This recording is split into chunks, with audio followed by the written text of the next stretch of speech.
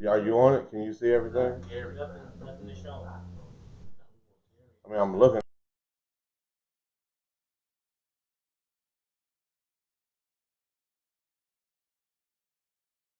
What a show is.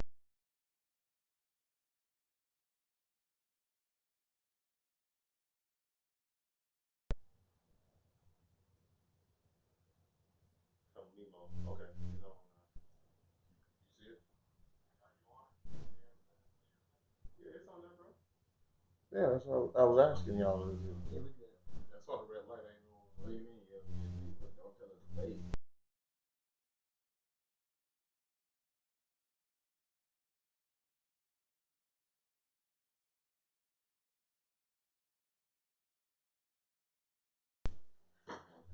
Oh, it went off.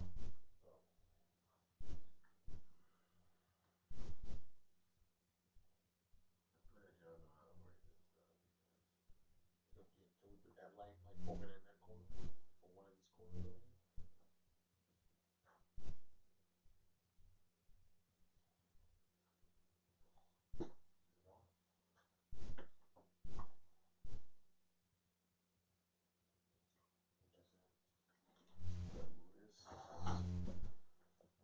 Okay. Oh wait, hold on.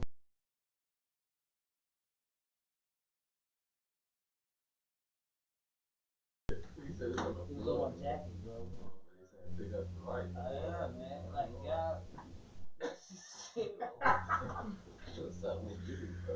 Hey, I'm just gonna shoot it from here and from here. Just so we can have it. No, that's cool. I'm just saying interrupted. Like,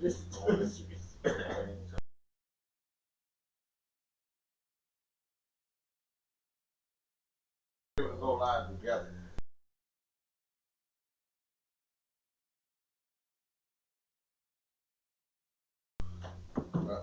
I need you to.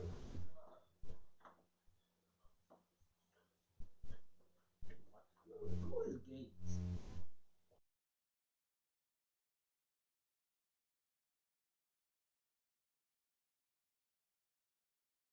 There, my back would be to the camera.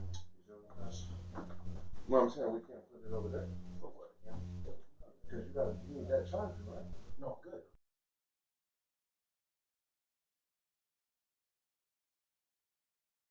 What's going on with you? How y'all doing out there? Absolutely, absolutely. What's going on? We gotta turn the volume down. How y'all doing out there? I hope this was a very soulful Sunday for you. Your family, your friends, your loved ones. You're enjoying this time together with them. And let's be soulful for the day, man. Yeah.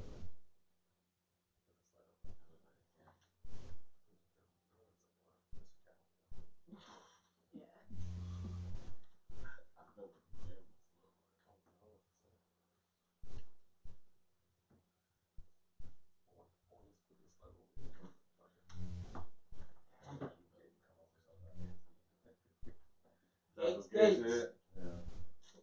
Gates. This guy. Come on, guy. So I gotta do it in Savannah.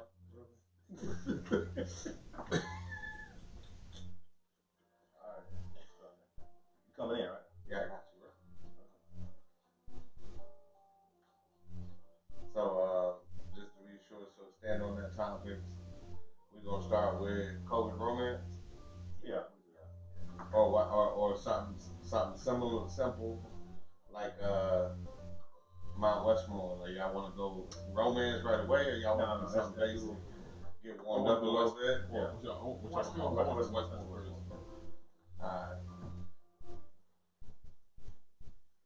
Alright. All right. Listen, thank you. I stand on that podcast here once again on Sunday. Listen, guys, we apologize. We know we had y'all listening to a little bit more music than we intended to this morning or this evening. Um, but we just wanted to make sure that when we came in correct. So I stand on that podcast here, episode 7. Listen, low key, I'm proud as hell of 7 episodes, bro. Like, it's not easy to get so many different people on one page.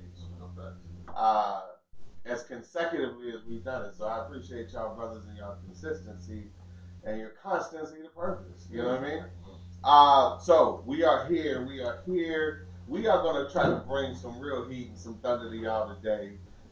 We want to set y'all work week off the right way. Like really get your mind working, get some things going.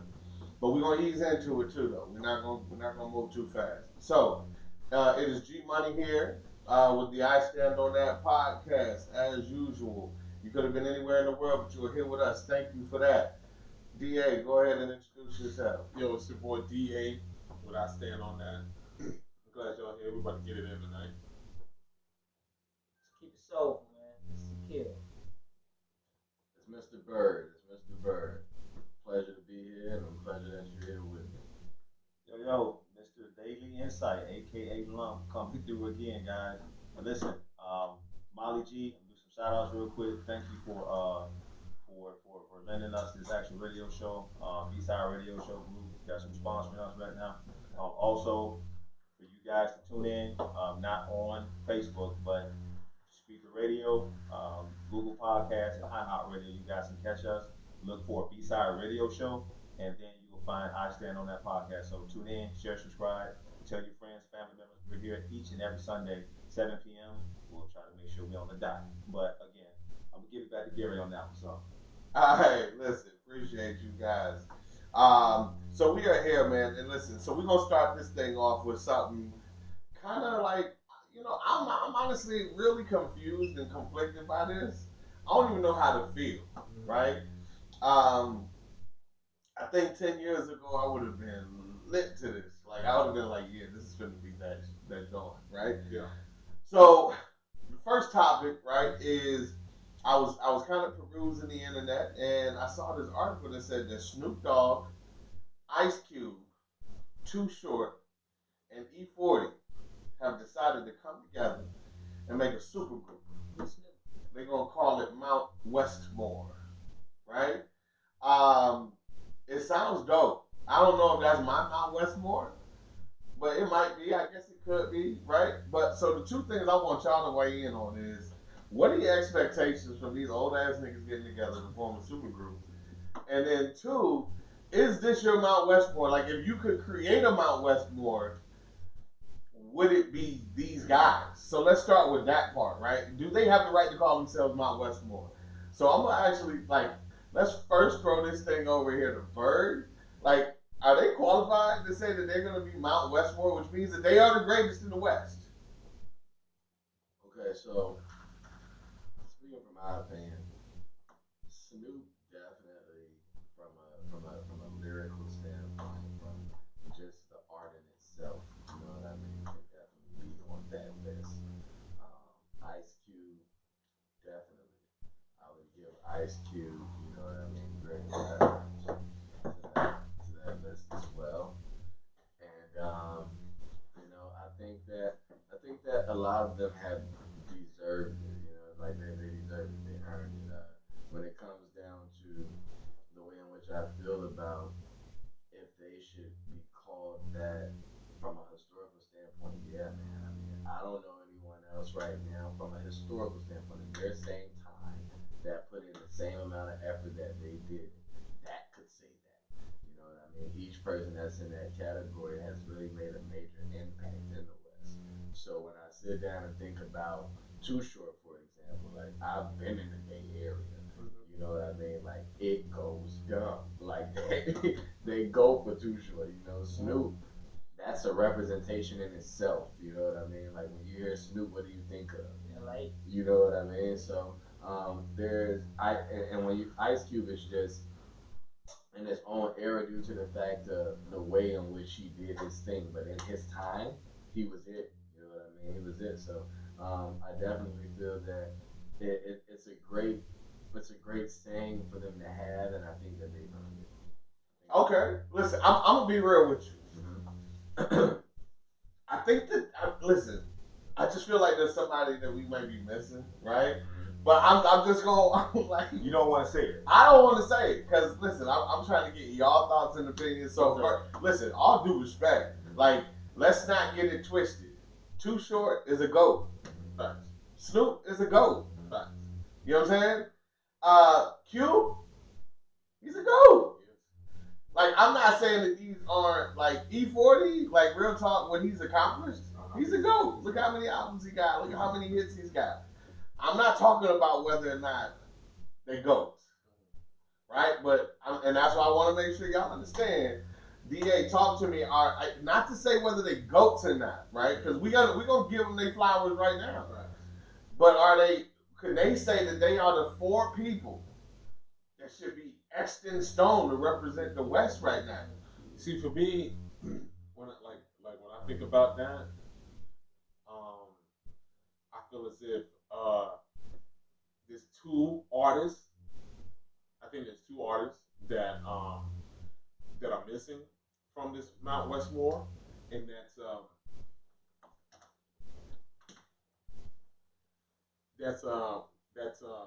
Nipsey Hussle. I think Nipsey should be up there, and I also think, and I just want to ask you really quick as you make that point. yeah.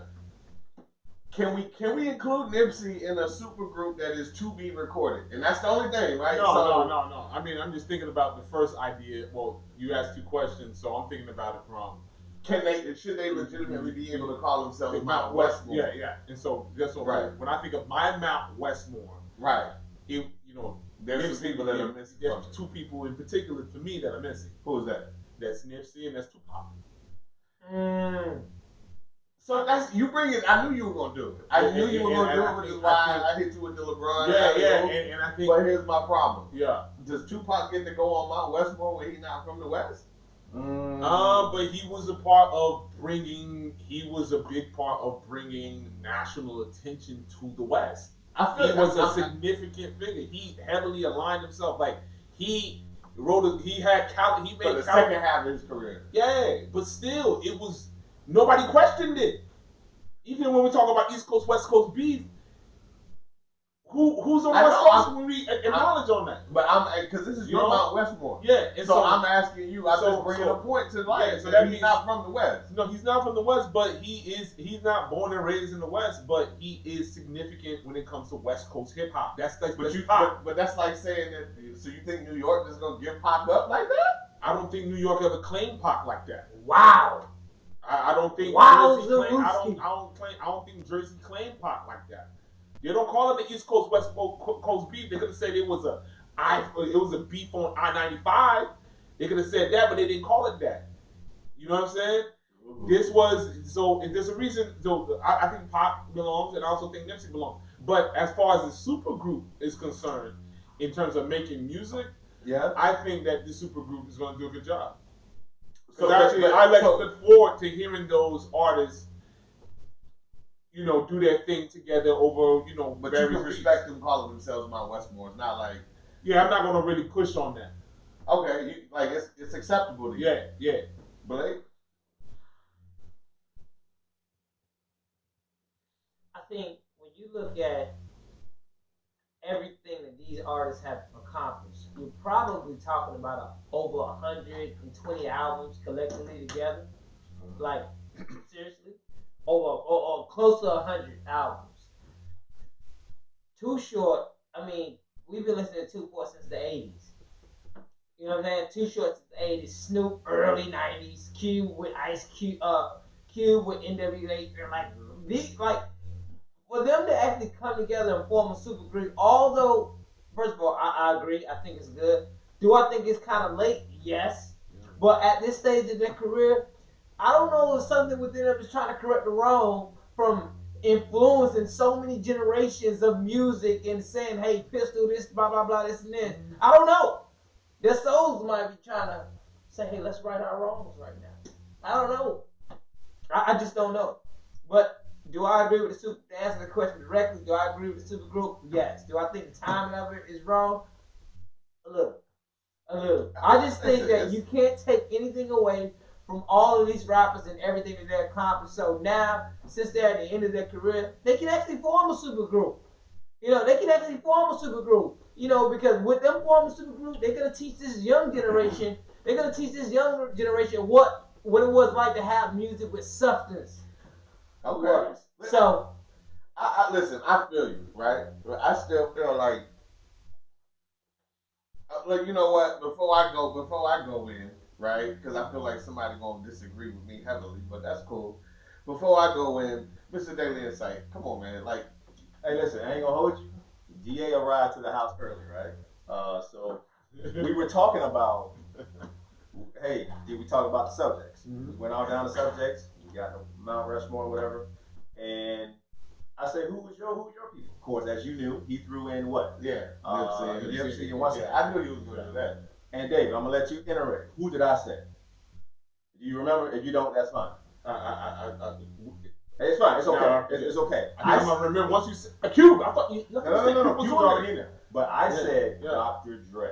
Facts. Yeah, no, you did say that. You did say that. Hold Because I told him when we spoke, I said that he changed he made the sound. I made the sound. Correct. No, you triggered me. So nah, you're right. So I said I would take out probably E40. Yeah. This is just me. If I'm creating the four, I'm gonna take E40 out. Okay? I grew up on the sounds of all those guys. I was yay high 5 years old, listen to all them guys, all their music. Listen, let me ask you this. Yes. Okay. What if they turned around and said, and Dr. Dre is gonna produce the whole album? But they said that Dr. Dre will be producing on this album. No, I said the whole album. The whole album. Meaning that makes him it kind of makes him a member of the Mount Westmore, right? So instead of taking somebody out, what if we just add in what made Dr. Dre one of the you know what I'm saying? So keep those same four people and let him just produce the beats and everything and just produce everything. Yeah, that's what you're saying. I mean, of course he could be featured on some tracks if they want to, but I'm just saying if they committed that, listen, this is a whole West Coast project, and Dr. Dre is the one who invented the original like West Coast sound that from what we're talking about, from East Coast West Coast rivalry, from Tupac, right? You know, California Love. You know what I mean? So I'm talking about the guy who probably kind of really created the sound that the West Coast kind of brought in that most people actually really recognize. As soon as you hear Dr. Dre beat, you know it's a Dre beat, right? Like at the end of the day, don't get me wrong. You know, TDE got some producers. We got a lot of West Coast producers that are hot. But what I'm saying is, what if instead of taking E40 out, you just add Dre in as a producer and be featured on a couple of tracks every now and then make it a 5-man Mount Westmore instead of 4-man. I think that would be fun. I think I was already under the assumption Dr. Dre will produce the majority of the album because they mentioned Dr. Dre's name in there as far as producing tracks. But they didn't include him in the group, and so what I'm saying is, but is he really known as a rapper? Yes. Dr. Dre known as a rapper or producer? The Chronic 2000 what? It's him rapping. Bro. Let me ask you brothers a question though. Like, okay, so lyrically though, lyrically, which is why I'm saying I don't want to remove E40. That's not gonna do us the service. But you gotta understand too. Wait. Lyrically, as we're speaking, because when the question was asked to me, I took it from the standpoint was, do I accept it? Is it okay? You know what I mean? Like, do I agree with those who are there? Lyrically, that's a different situation. Not one of us mentioned Easy. That was crazy to me. Like that was big. And I'm gonna be honest with you. When I started talking about this topic, and even when I first passed it to you, I wasn't thinking that we was gonna go posthumous, right? Because in my mind, I'm thinking, you know what I'm saying? Like the reason why I'm saying, listen, is this your Mount Westmore? Because if it's not, then you got to be saying that you don't really agree with them being able to call themselves Mount Westmore. But it's a now. You feel me? But the reason why I brought that up is because it's a now. The reason why I didn't mention Tupac is not now. Right, absolutely. You know, Nipsey Hussle is not now. But what you said was it was acceptable that they used the name, right? Right. Because of now. Like they're relevant. But you're saying that they wouldn't be your Mount Westmore.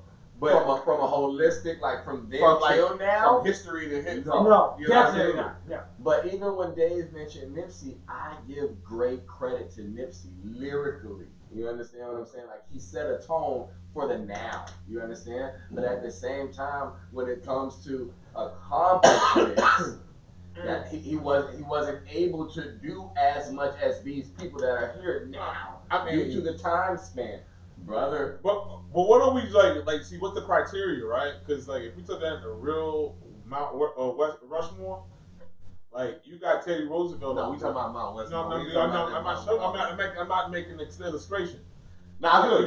You got Roosevelt up there, and he's a bit self-serving that he's up there with the other people. And so it's like, so the question what I'm trying to say is, when we look at what goes into putting someone up there, you know what I'm saying? Well, yeah. What's the criteria? For me, you look at somebody like Nipsey, like his whole approach to music and his content was groundbreaking. It showed cats like you don't have to go do the same 360, 720 deals. You can put knowledge in rap. And then you can put knowledge in rap. And, right. and he was a man. He did that for years before he dropped his first album. Time was cut short. Yeah. That's all I'm saying. Yeah, come on. Like, and then we talk about Kendrick too. Like these guys, like, I mean, hold on. I'm just giving it to y'all. Like, there's a lot of cats. Like, cause this is gonna be one of them topics that we get in pretty quick, right? Or this thing can go on forever, right? Uh-huh. So here's what I'm saying. At the end of the day, right? I feel what you're saying. And listen, at the end of the day, everybody got their own, personal opinions and whether they're objectionable to it or not. My thing is, dude, now listen, I'm not gonna let anyone say, if y'all are gonna include Pac and y'all gonna include Q, then we can't start saying that Nipsey was the first to inject like knowledge into lyrics. You know what I'm saying? We can't. Easy.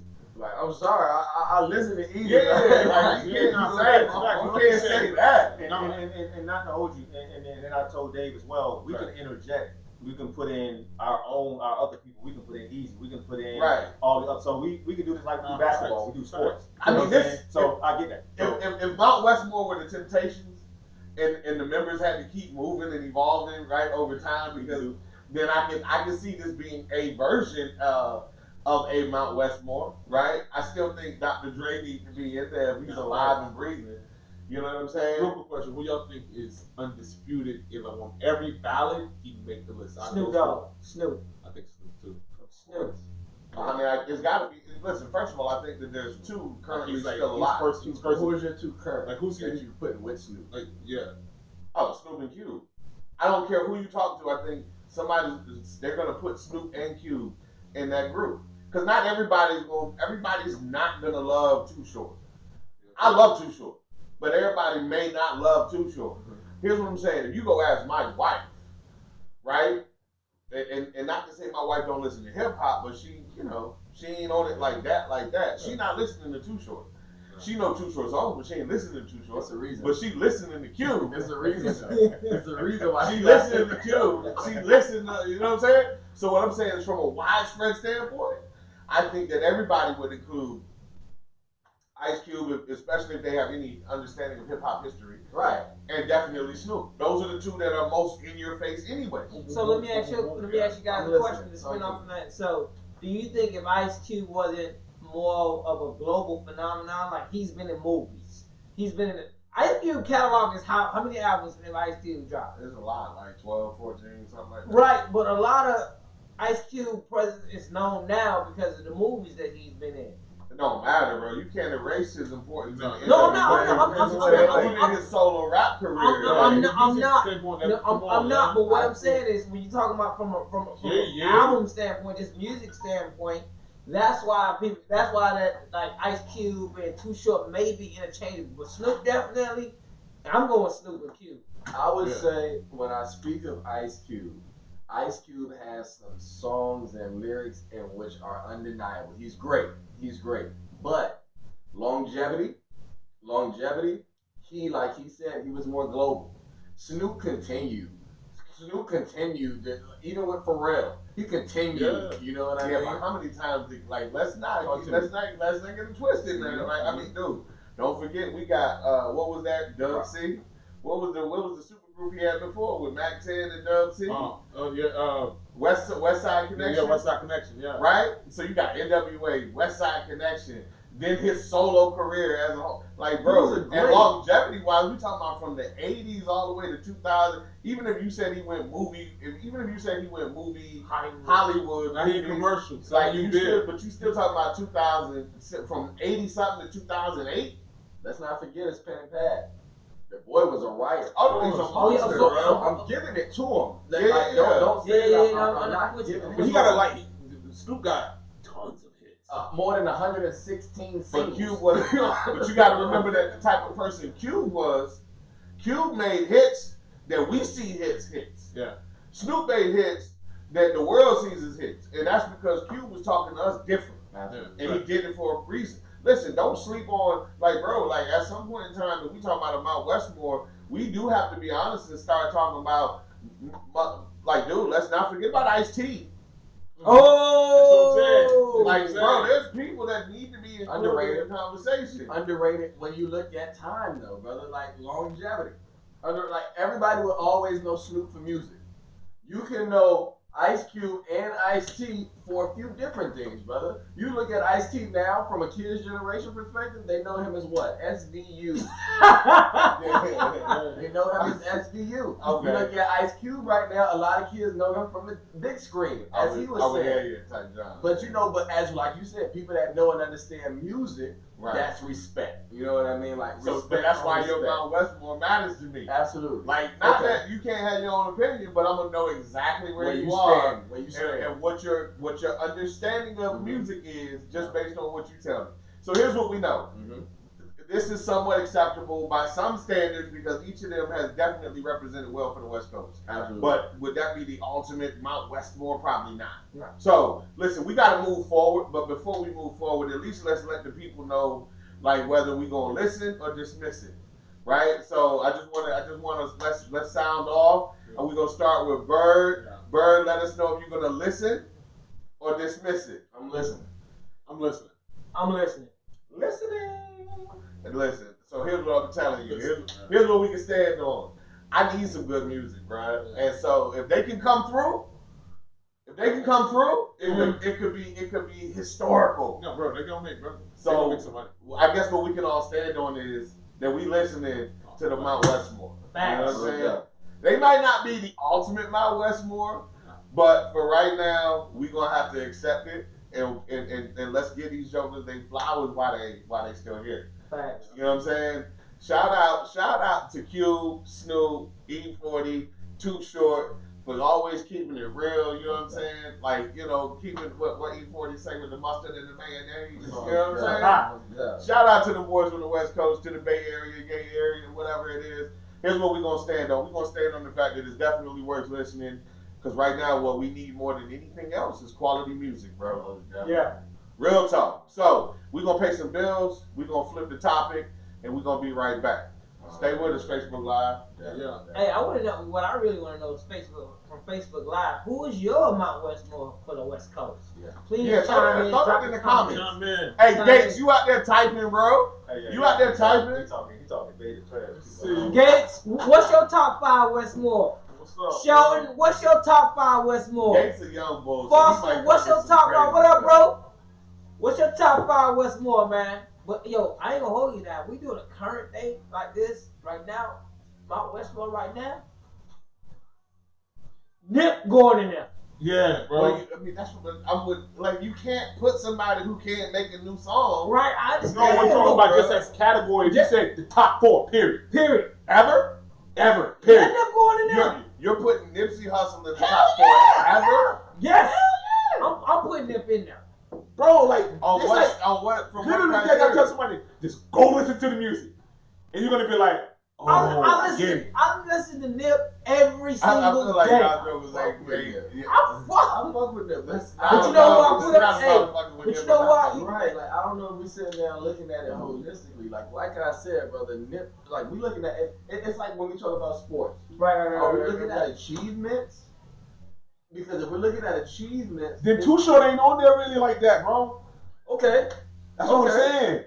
saying. Listen, Too Short ain't listen. on there like that, kid. Okay. Like, you gotta understand, like, nationally, Then Nipsey ain't on. no, nationally, So everybody you know gonna say who. that Nipsey has Cube accomplished is more Snoop. than Too Short? a lot of motherfuckers know Too Nah, Short. bro, come on.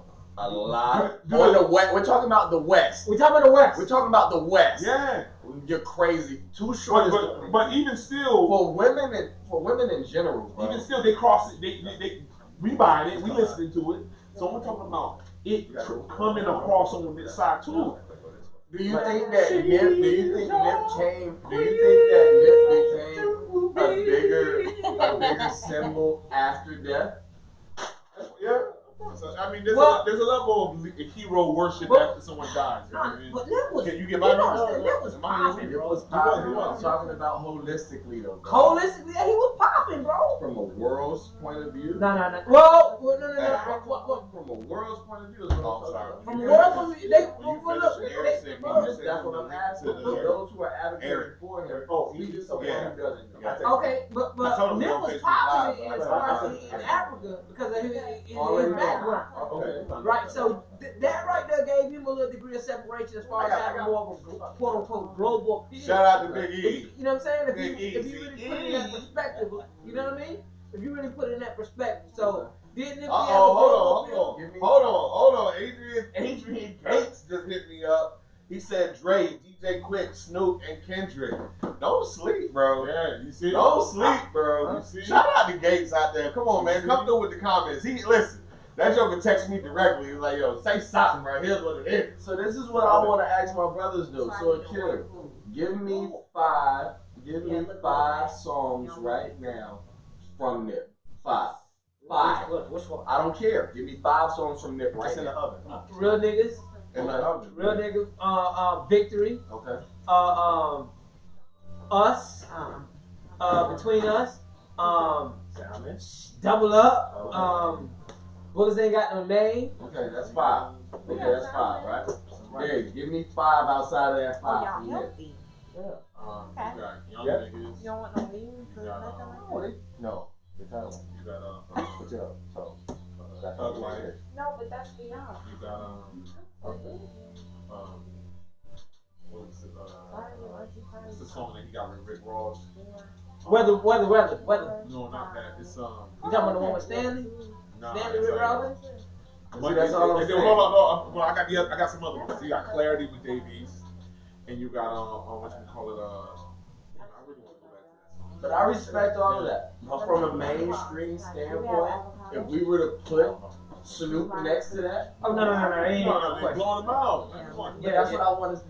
That's it. When we talk about accomplishments. But no, you're right. Nip is he's the West for our generation.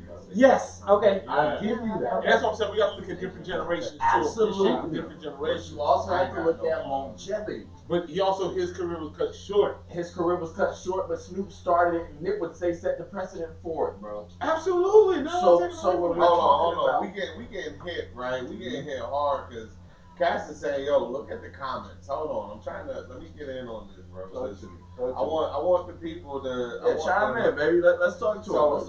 let's keep it real. So here's what the reality is, and Gates says, listen, Nipsey is not on it at all. Like, he was like, Lock him out, brethren. Lock him out. Go ahead, but say why. Yeah. well, listen, and here's what he say. He say, Whoa! Wow.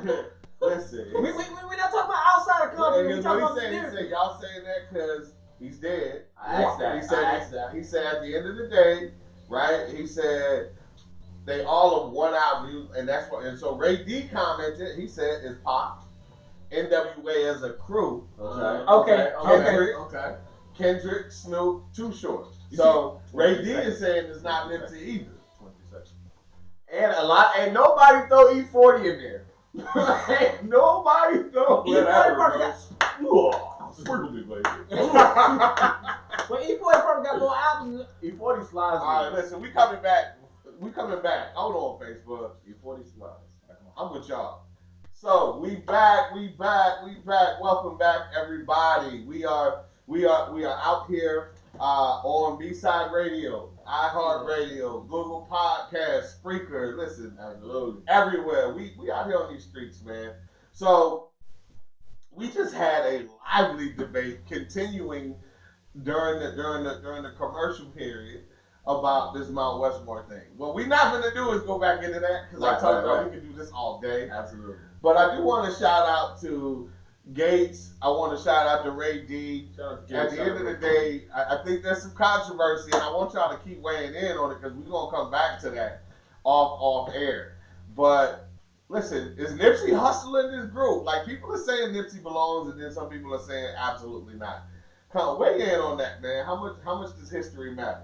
Look at my crew. But so let's go They into the see next us. topic though, right? Because B-Side Radio deserves that much for us to stay on task.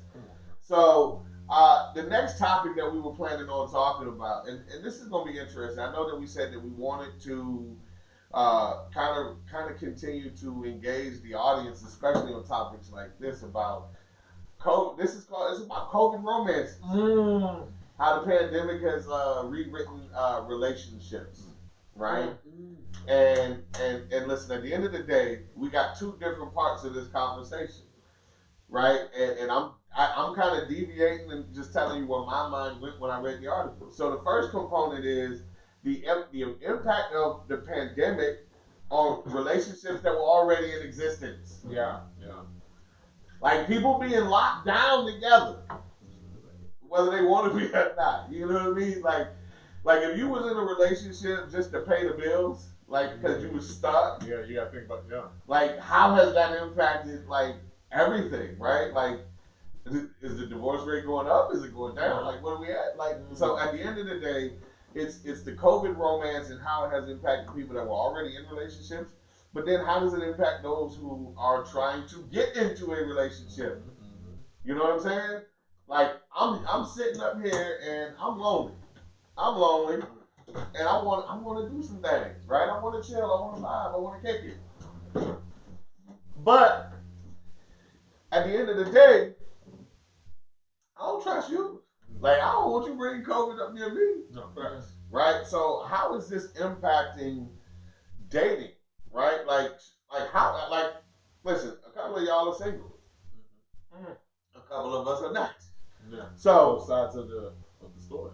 I'm interested to hear from Bird and DA as two individuals who who are not married, right? So at the end of the day, you're still dating, whether it's a consistent girlfriend or whether it's different individuals trying to figure that out. Or slide. However you want to quantify what your situation is. Or being, as they call it, 305, shown. So, I'm not singing your song unless you pay me. So, at the end of the day, like, how has it impacted you, and what do you see as the potential issues or benefits to what COVID has brought to the dating scene?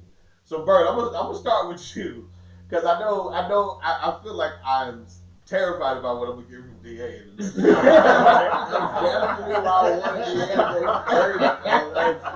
Alright, let's just rip the band-aid off. DA, man. Give me your thoughts on how this has impacted. I mean, I gotta be honest, like, so when the pandemic began, I was living in New Jersey. Right? I was living in New Jersey.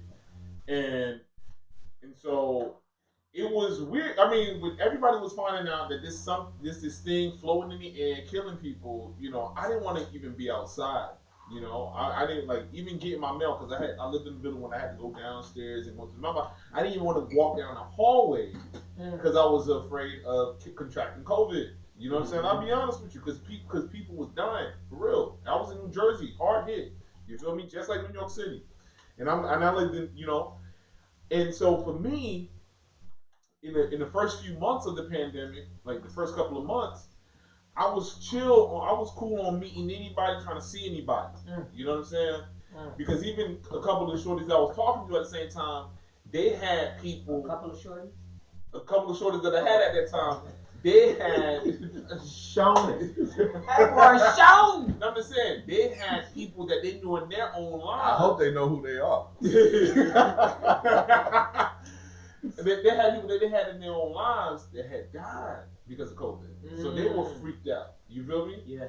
And so then after like that second month or so, I ain't gonna lie, I hit the road because I got kind of tired of being inside. You know what I'm saying? I hit the road and went to go check out somebody else. You know what I'm saying? She lived out of state, in a state that, you know what I'm saying, they were a little bit more open. You feel me?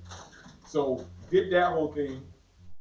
And that was for a week or whatnot. But I was like, bro, I can't continue this cycle, because trying to meet people on Hinge, people talking about, you know, doing FaceTime dates, and I thought that was kind of weird and corny. And I was like, nah, I don't do nothing like that. And so I decided to come down to Florida, you know what I'm saying, because Florida was a little bit more open. And because I was like, yo, it's crazy to think that it's the same disease in New York as it is in Florida, but I was willing to risk it more because everybody else was risking it. You know what I'm saying? It sounds strange. Like you willing to die with some pussy, and it's like for me, I was like, yo, it's more about re-socializing. You know what I'm saying? And really getting out of this cabin fever. And so for me, I think that this pandemic, like if you had a low roster or nobody, like you struggled, and because Hey, hold on. Just for the people who don't know what a roster is, can you quickly define what a roster is? that is several people that you're seeing intimately over a course of time. Intimately? Yeah. Okay, go ahead. Finish. No facts. And so we're just speaking openly right now. You feel me? And I'm just saying, if you were not,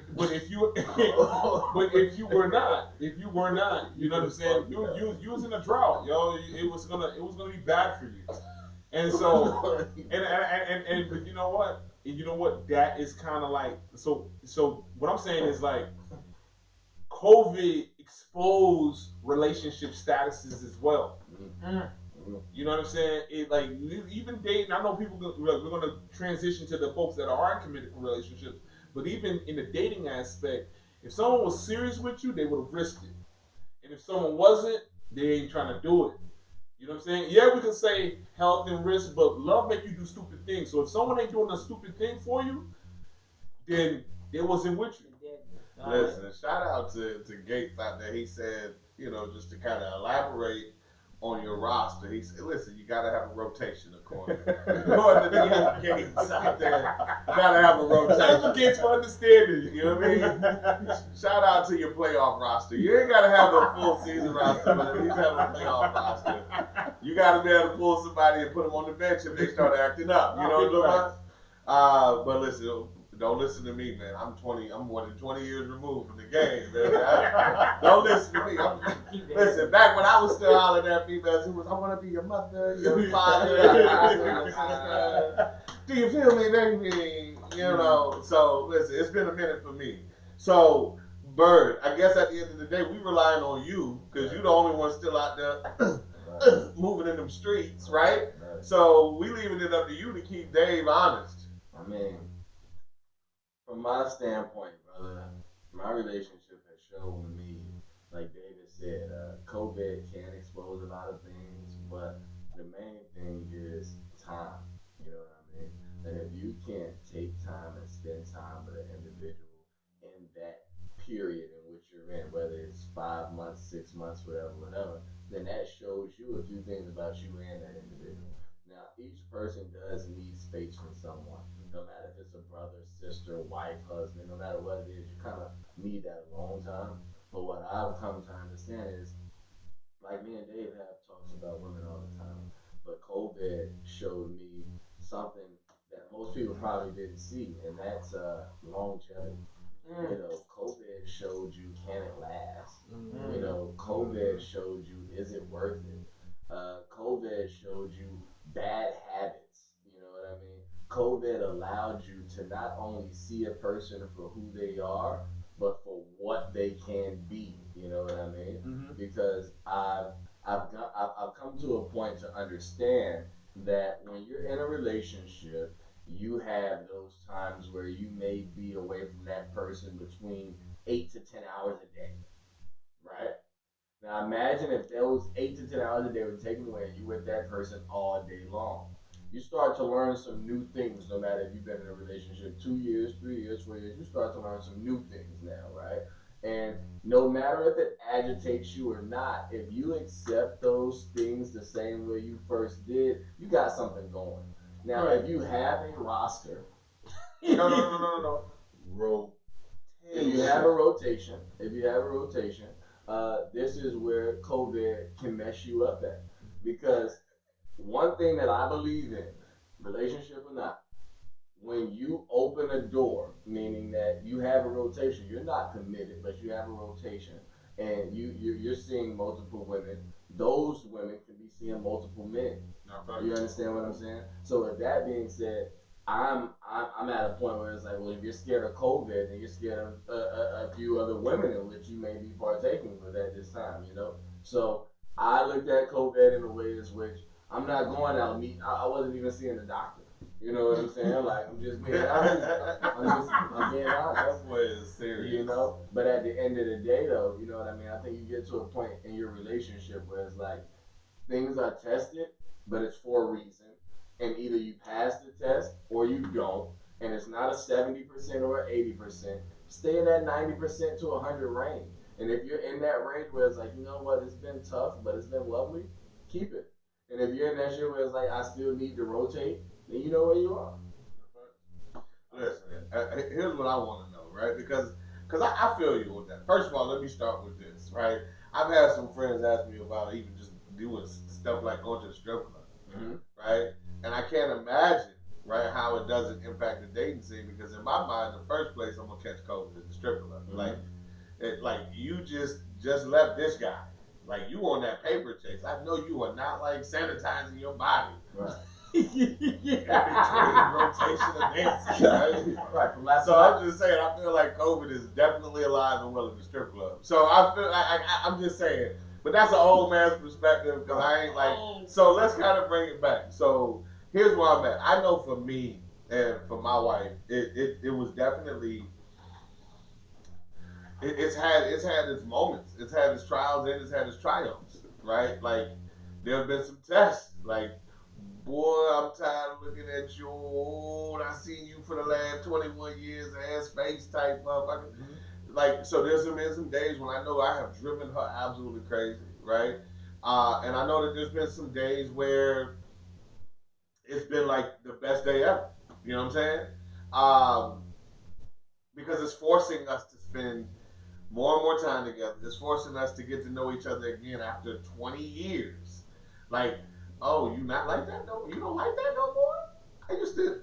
Oh no, I just let you do it because I thought you just enjoyed doing it type time, right? Because well, I only wanted to do it because you used to love it, right? And so it's forcing up a lot of different conversations for me. Like, but what it is it's bringing the togetherness and the closeness and the connection back together to last for another 20 years. Like we almost like basically we was forced to date again because you wasn't going to be able to go out and see nobody else. You know what I'm saying? And so we wanted to watch a movie. We was watching it at the house. Guess what? We watching it together then. I guess. Okay, cool. So like you know, but I'm just saying like like when COVID first started, and we was like confined to the house and couldn't do anything. Bro, when I'm telling you. When we was confined to the crib, it was like, all right, oh yeah, I was gonna watch that later. Oh, you gonna watch it right now? Oh, okay. I might as well sit down and watch it, right? Like it literally created a scenario because it wasn't like I could be like, well, I'm gonna go here and come back. I'm stuck in the house. So, like at the end of the day, it really encouraged that compromise. Like I'm not gonna hold you. I'm not gonna lie. Listen, if you can't compromise, you don't survive a pandemic in a relationship. It just doesn't work. It just doesn't work. At least not from where I stand. Mr. Daily Insight, what's your thoughts? Let me ask a question before we get there. With your situation, with you being married, Absolutely. and we're not talking about because you left off a relationship. You know what I mean? And I think that we need to definitely have a separation of relationships. You know what I mean? Because you're married. You know what I mean? So you can't leave this house.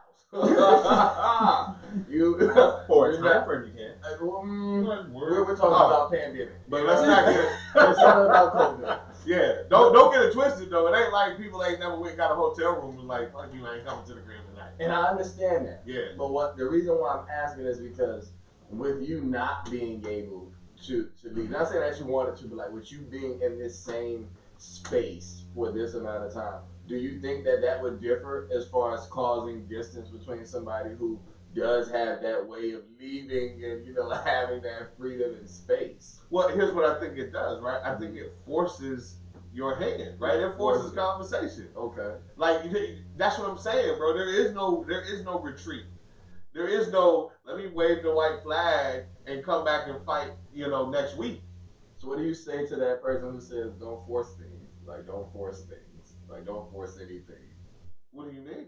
What do you No. mean? Because that's a marriage standpoint. Like, do you understand what I mean by when I say don't force things as far as Oh like, no, if don't you are get feeling it this wrong. vibe, you know, do you still force it? Here's You what know? I'm saying. Don't get it wrong. Don't think that it's not like a situation where, like, for example, don't think for 1 second that what I'm suggesting is that my wife and I haven't said, go to your corner, I'm gonna go to my corner. Absolutely. Okay. We're on the But same what I'm page. also saying is, back in the day, I could leave the house and be gone for a couple of days or a couple of hours or what, just depending on your living situation, your Right. arrangements, whatever. I can leave and come back when I'm ready to have a conversation or when I'm ready to act like the conversation already happened. Okay. Versus now, right, in a COVID type situation, don't mean you can't go to your corner and come back later. But y'all gonna meet each other again in a minute in the kitchen. Right. She gonna be getting something, and you gonna be getting something, and eventually, guess what she gonna say? She gonna bring it back up. Okay. So it's forcing you to have, like, bro, you're gonna have a conversation. Right. You know what I'm saying? Because here's the thing: she might not. Listen. My wife will be the one that'll shut down. She won't say a word. And I'll be like, I was only trying to help. You know what I'm saying? Yeah. And guess what happens? It reignites the conversation. Rekindles the flame. So at the end of the day, it's forcing a hand from where I stand, and that's what I was referring to. Okay. Got you. Mr. Daily Insight. Um, How have you survived? You got a baby, a Yeah. new baby. Yeah. Like, sleepless Well, nights. Well, yeah, that's part of the game, but whatever. We're good with that. Only Mr. Daily Insight can minimize that one right there. Yeah. I mean, the amount of time I hear people talking about at my job about the fact they got new babies and they're staying up. This man said, that's I'm gonna be up and I'm gonna be getting stuff done productive while I'm up anyway. So it's a blessing and a curse at the same time. Okay. So turn the negative to positive. Yeah. So all right. So forced communication. You kind of hinted at that. With the queen, she's the one I want to have a conversation right now. Just with me, I want to gather my thoughts. I want to retreat and say, hey, can we reconvene? Can we do this another time? Can I go down the street? Can I go jog and come back and have it? No, I want to have it now. So, and that right, it forces me to say, what? All right, put your big boy pants on. We're going to have this conversation right now, all right? You're going to dig deep. We're going to talk. We're going to get out the way. You understand? Versus when I had the opportunity to kind of, with COVID, all right, go out. Hey, I got to go do something real quick. Let me come back. Boom, I'm right. I escape. Whoo! I hope she don't bring it up no more. So, but now, I can't do that. I can't do that right now. You know what I mean? Versus you fellas, you have that, hey man, or you have the option to say, you know what, I'm done with it altogether. Yeah. Or if I'm really digging you, let's have that conversation. Yeah. You know what I mean? Yeah, So, not facts. but I was forced to have the conversation, and honestly, like you said, either you're committed to it or you're not at the end of the day. You understand? So it forced me to be committed to it and say, you know what, if it's worth it, if the pros outweigh the cons, then guess what? It's gonna happen, and you guys gonna make it work. So I think we've grown, to say the least, and honestly, I appreciate it because in times where I may be going, I'm leaving the country or not the country, leaving the state or something, because I'm doing something or leaving the family, going to see the family. I'm not able to have this conversation. But now, as you say, with the job, guess what? Somebody had COVID. All right, I'm staying home. I'm working from home. You know what I'm saying? Mrs. Home as well. So with that being said, guess what?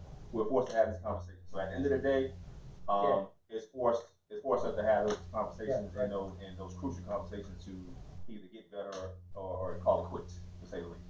That's the white flag. You know what I mean? That's the white flag. So you said, hey, what's the white flag? The white flag. Yeah, the white flag is just exactly. So I'm already going. So Now, you got married. recently. Yeah, you got recently Yeah, married. So please expound. we got a taste of all the stages of Right. From where you began with the caveman years. Yeah. We got a full evolution from caveman years to now. I think first let's there's a couple terms I want to speak about and focus on. Full self-disclosure, intimacy, not intimacy from a sexual standpoint, but intimacy as it relates to the inner elements of full self-disclosure. But we also got to focus on emotional bonds. Yeah. question now becomes, how do you keep expanding on the emotional bond that you have with this individual? You know, and for me during the COVID, alhamdulillah, I'm very thankful that my wife is a nurse. So she's been taking COVID very serious from the beginning. You know, and so, but what it did from my perspective, from the going from dating to planning a wedding to actually getting married, we literally was racking my brain on, okay, how we can get creative with making sure the people that we want to be in our life in this wedding, you know, could be here. So you know me, what am I always saying? What's the creative solution? You know what I mean? And that's why we decided to do the video. You know what I mean? But as far as keeping our relationship fresh and keeping it going, we got cards, you know, intimacy card games where you can ask questions and really expound and really take the time out to really relearn and reappreciate each other. You know, there's a book you can get from Target. It's called 3,000 Questions. It's a great book. You know what I mean? Just doing those little things. And what it did, it fulfilled the element of full self-disclosure, because now you have to be introspective, be open and honest, but you can expound on the emotional bond that you already have with that person. So I think right now, COVID is a time for the believer or the person that's optimistic to stay optimistic, to get creative and find ways to keep it fresh, but keep moving forward.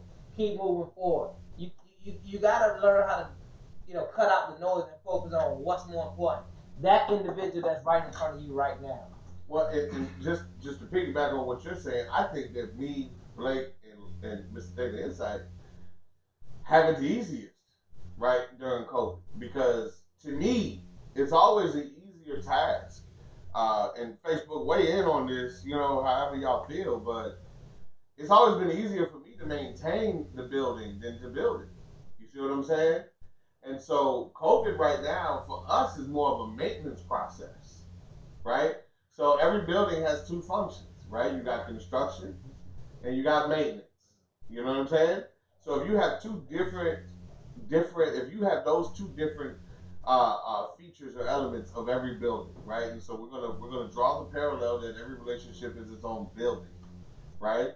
So you have construction and maintenance issues. Your door starts to fall off the hinges, that's construction. Cleaning the kitchen every day is maintenance. You see what I'm saying? Using the right materials, the right supply.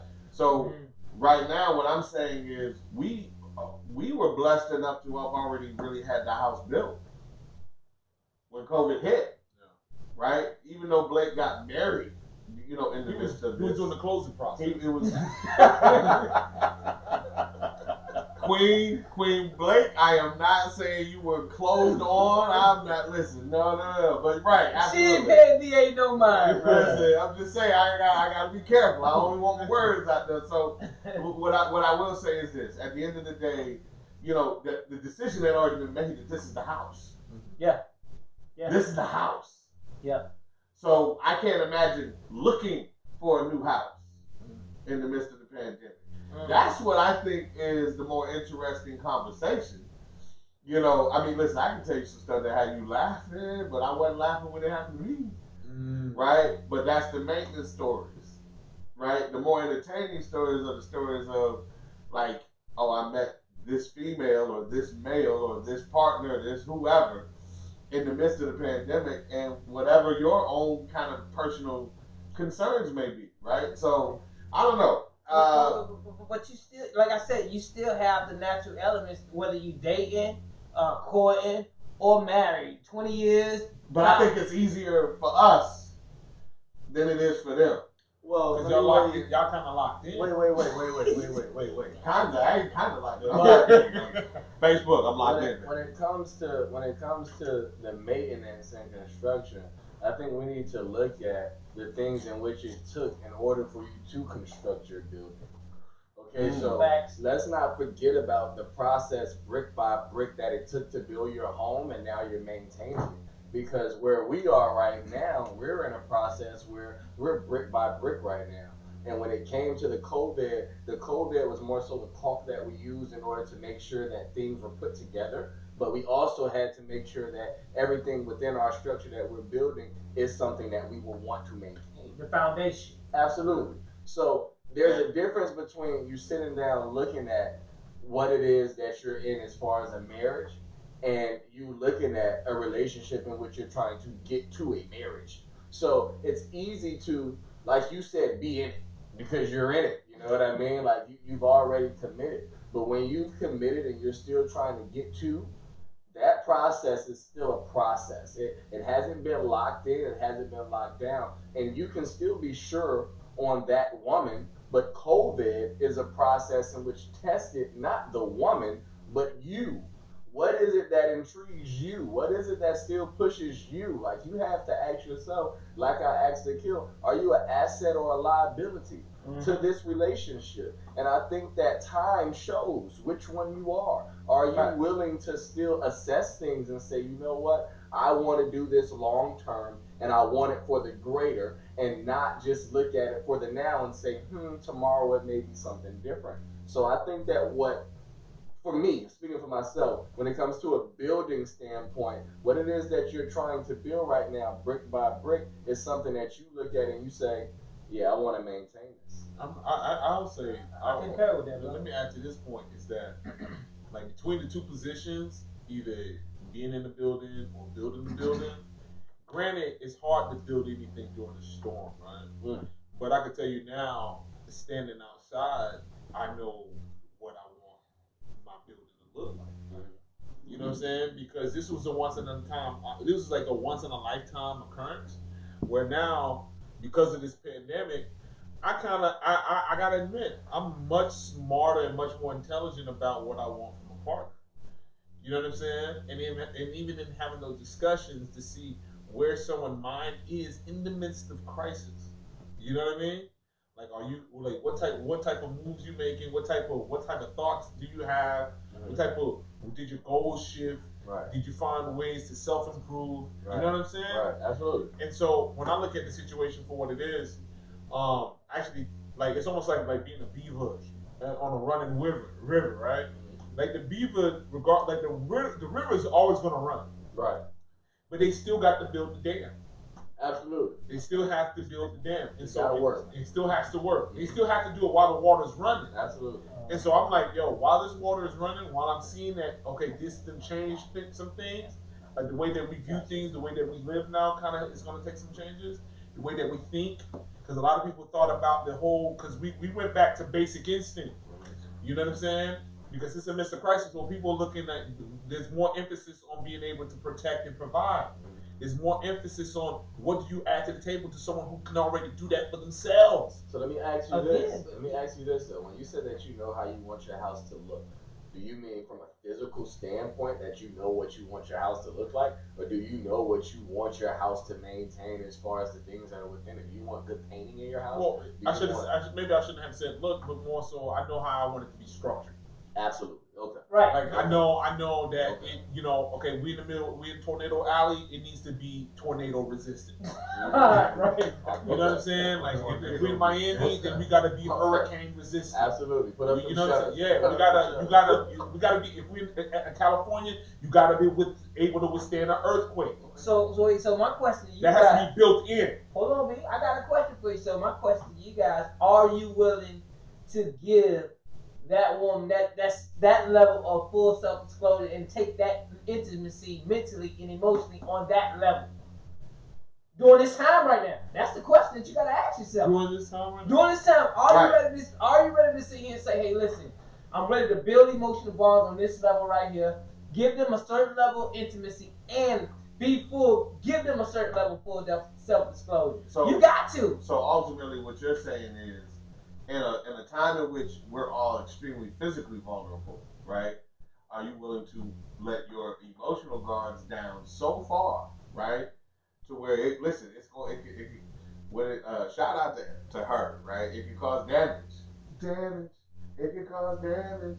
So you guys, that's the decision you have to make in a time frame in which millions of people are dying, right? And you have to almost ask yourself, like, is the fairy tale out there? Like, do I keep pushing this thing off because it don't feel like the fairy tale, or do you take the leap and make the sacrifice and say, okay, listen, let me let all the walls down.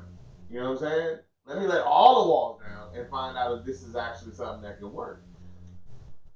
I would say, I mean, nah. You know what I'm saying? Yeah, Part I of knew you were gonna say that. yeah, you know what I'm saying? The Charlemagne of the group. You know, and the reason why I say that is because we about to be back outside. In 2022. In 2022, but we about to be back outside. And so people are changing. People seeing the light at the end of the tunnel, and the urgency is not there. But And there's so- also Forget about them. We're asking about him. Right. You? But here's what I'm saying. Here's the other part. There's a vital part of growth that people who are not in relationships are missing out on too, right? Mm-hmm. Like there's some growth in this. Yeah. In this process of being confined with another individual, right? No, you don't want There's to- growth about in yourself, and there's an opportunity to teach someone else when you're talking about in this environment, right? So, I mean, Bert, are you willing to let the walls down? I mean, me personally, but I think you guys already know where I stand as far as Of course. what it is that I've put in and what I've invested. So when it comes down to me and DA is still looking for an investment. Ooh. Okay, so you have to understand that when you're still looking for an investment, you're going to try out a few different stocks to see which one goes up. You understand what I'm saying? And that's respected. I've already invested. You understand? So since I've already invested, I'm on a different level to when it comes to am I willing. So you're matriculating towards where I was. No, well, see, this is the difference because I was sitting down and I was talking to my lady about two things, and one had to do with ready, and one had to do with willing. And we were asking who's the better person, the person who's ready or the person who's willing. Dave right now is at a position in which he feels like he's ready for whatever woman that may come his way. But Dave isn't willing to do, he just said, a lot for a woman that may come his way.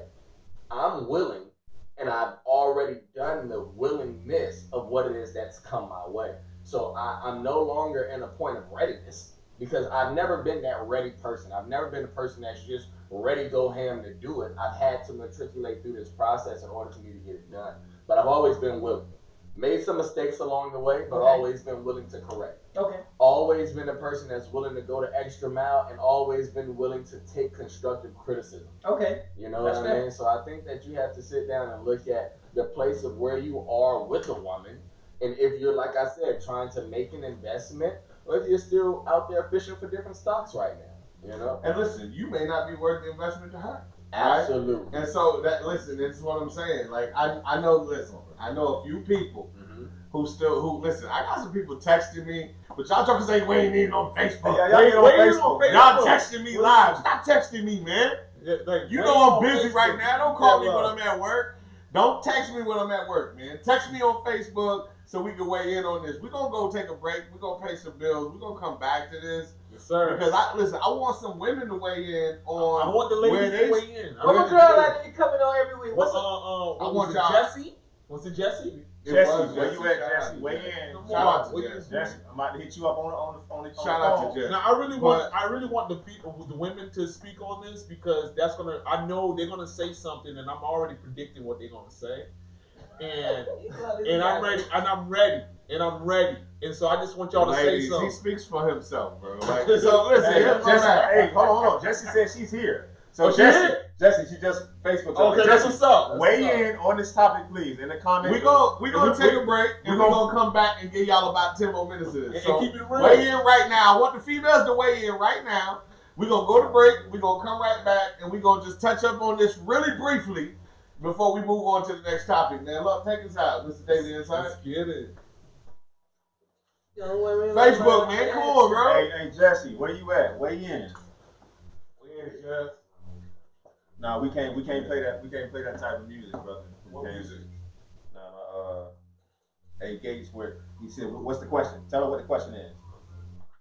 Oh, listen, here's the question, Gates.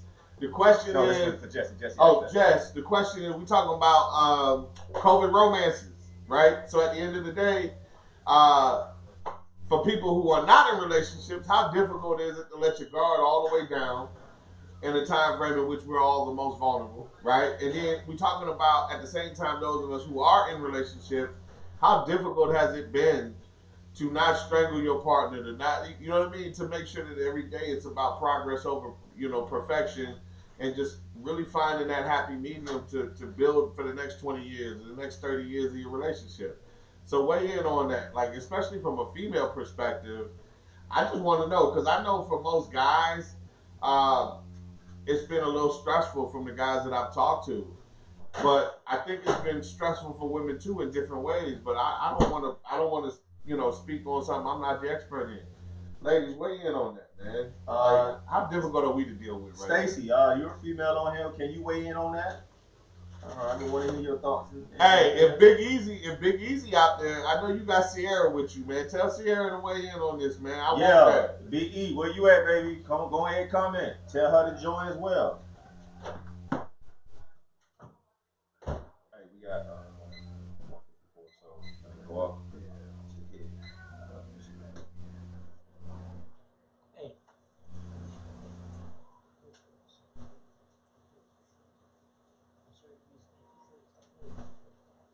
Yeah, but the people on Facebook was commenting that they don't like the view.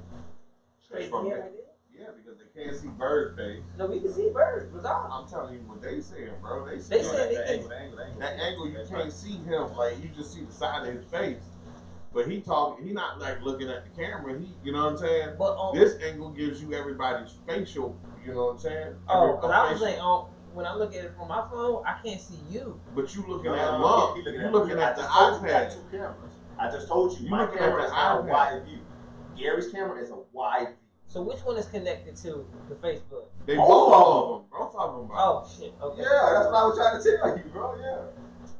And don't worry. That's why I was trying to tell you it's not that, dude. No matter where I put that iPad at, it's not. It doesn't get that wide view. Gotcha. That's why we were using the other John. But the reason why Lump did the iPad as well was because if for any reason the Wi-Fi drops on it or something and it's not projecting live, at least people have another option. That's what I was saying. You know what I'm saying?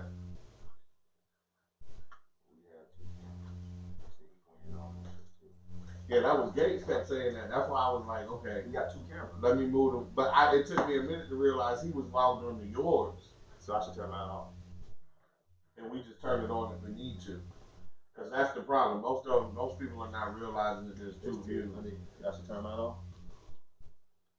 Yeah, turn yours off, and then we'll just let people know. Just to Hey, Facebook Live, man. Like when you turn yours off, it's only gonna leave the other one. Yeah, listen, I'm gonna turn this camera off. We're gonna go to the wide view so everybody can have a better view. So we're gonna see if that works. All right. Oh, she put in her comments on mine. Okay, let me screenshot it. Hey Jess, I'm gonna send you the link to the other video. So I'm gonna end this one. You supposed to leave it in the board? Why, bro? I like the juice. The juice is in Oh, Sierra just weighed in. I'm trying to see. Somebody pull up the Facebook Live comment, bro.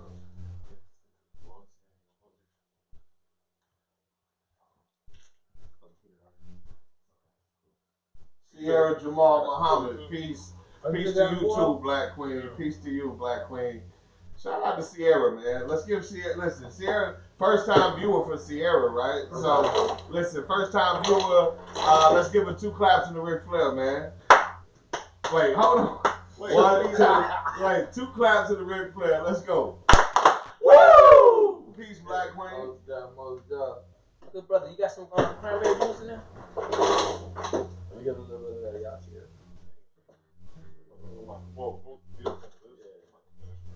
See, that's what I'm saying. You need to text Adrian and tell him to go back to the page and tell him we still streaming. You gotta choose it. He don't realize that when you ended it on the page. Yeah, I'm doing it. Okay.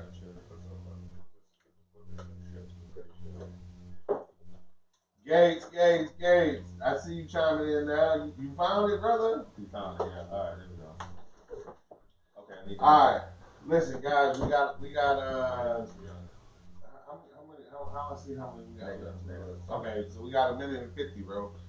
That ain't no time. I need y'all to get seated. I'll be trying to do all. That's why we need you.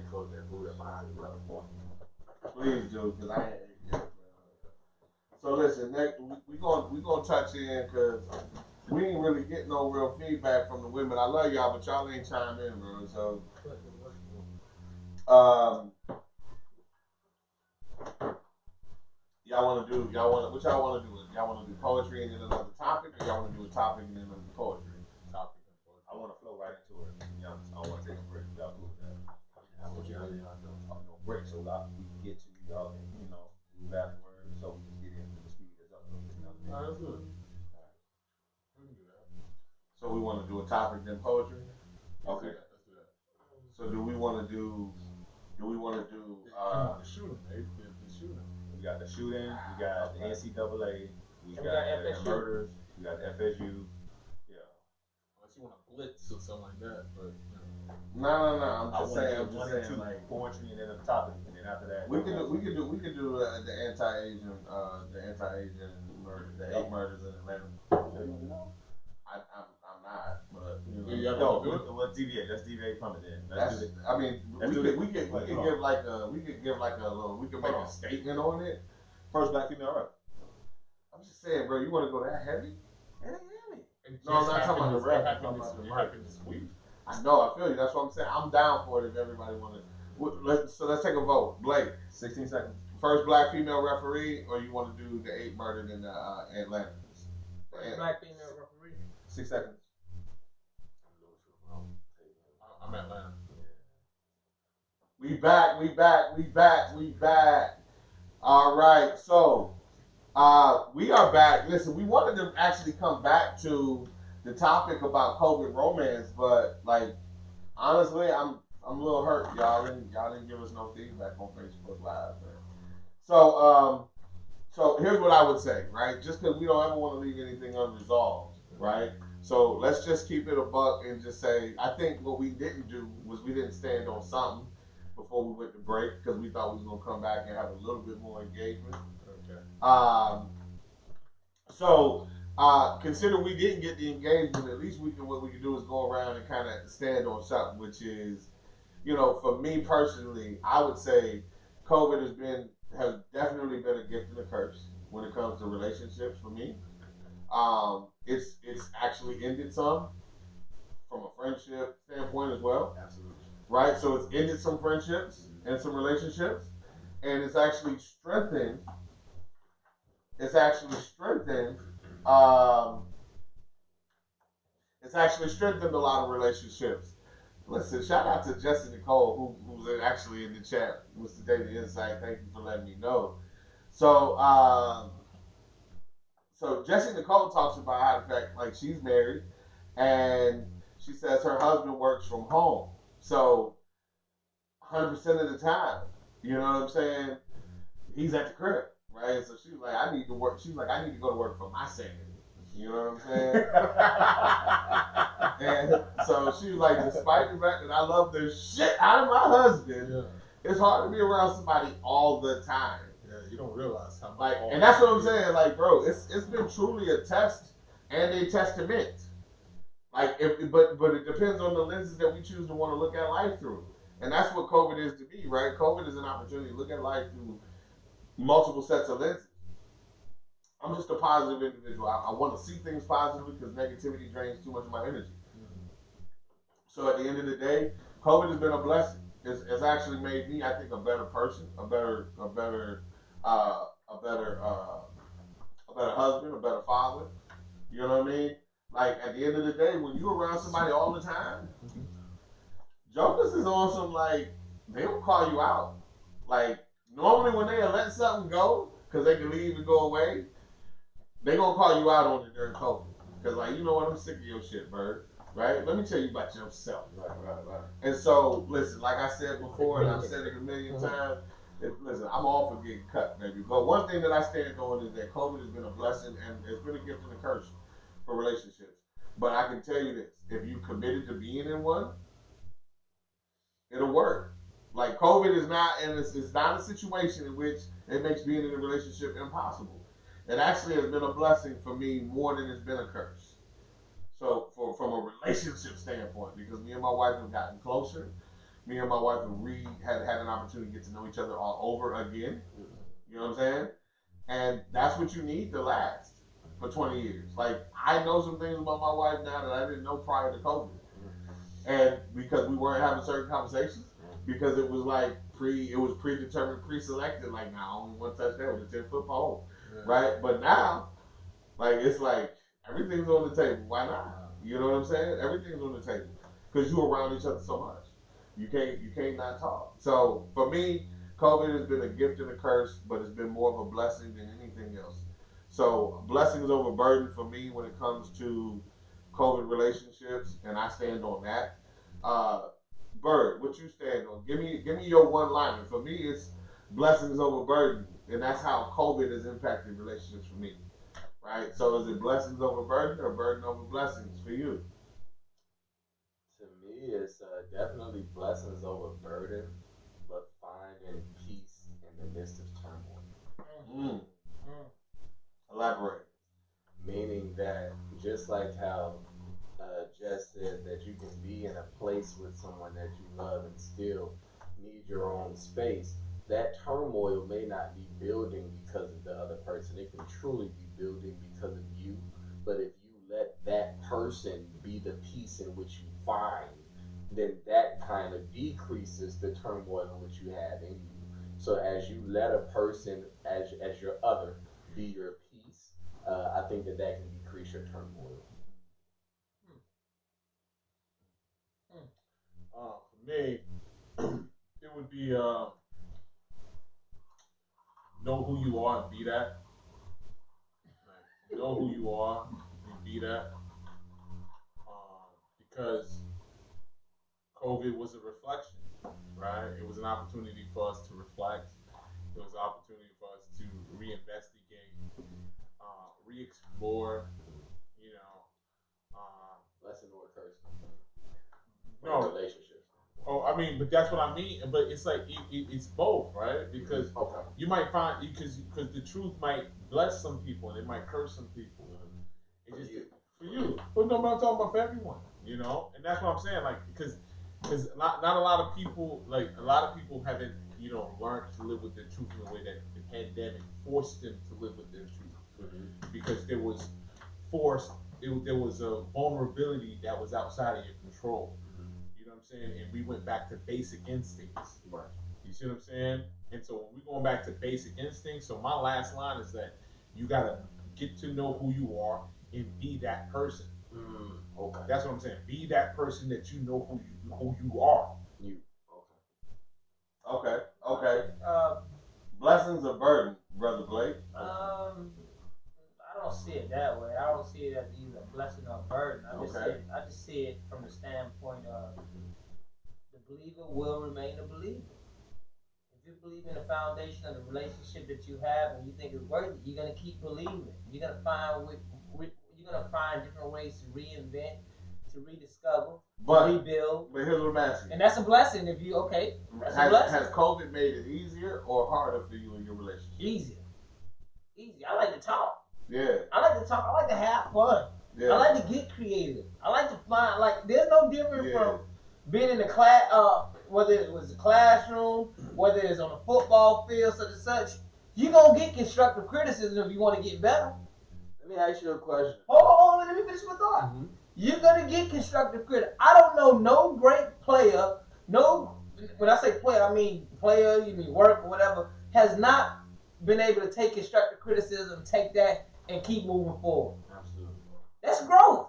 Absolutely. Right. That's growth. So even when it comes to our very own relationship where you're trying to expound on the emotional bonds that you've created with this individual, my wife tells me things about myself right now that she's like, you bougie as hell. Because I want my wild caught fish all the time. You know, I'm just giving you an example. You know what I mean? But at the same time, what I'm saying is, I'm taking the time out to take the constructive criticism, take it in a positive light, and remain optimistic, remain faithful, remain focused on getting better one day at a time.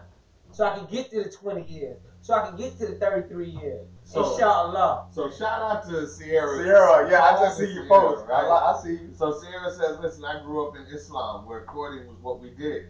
Allahu Akbar. Assalamu alaikum. I'm seeing more of that even if the term isn't being used, right?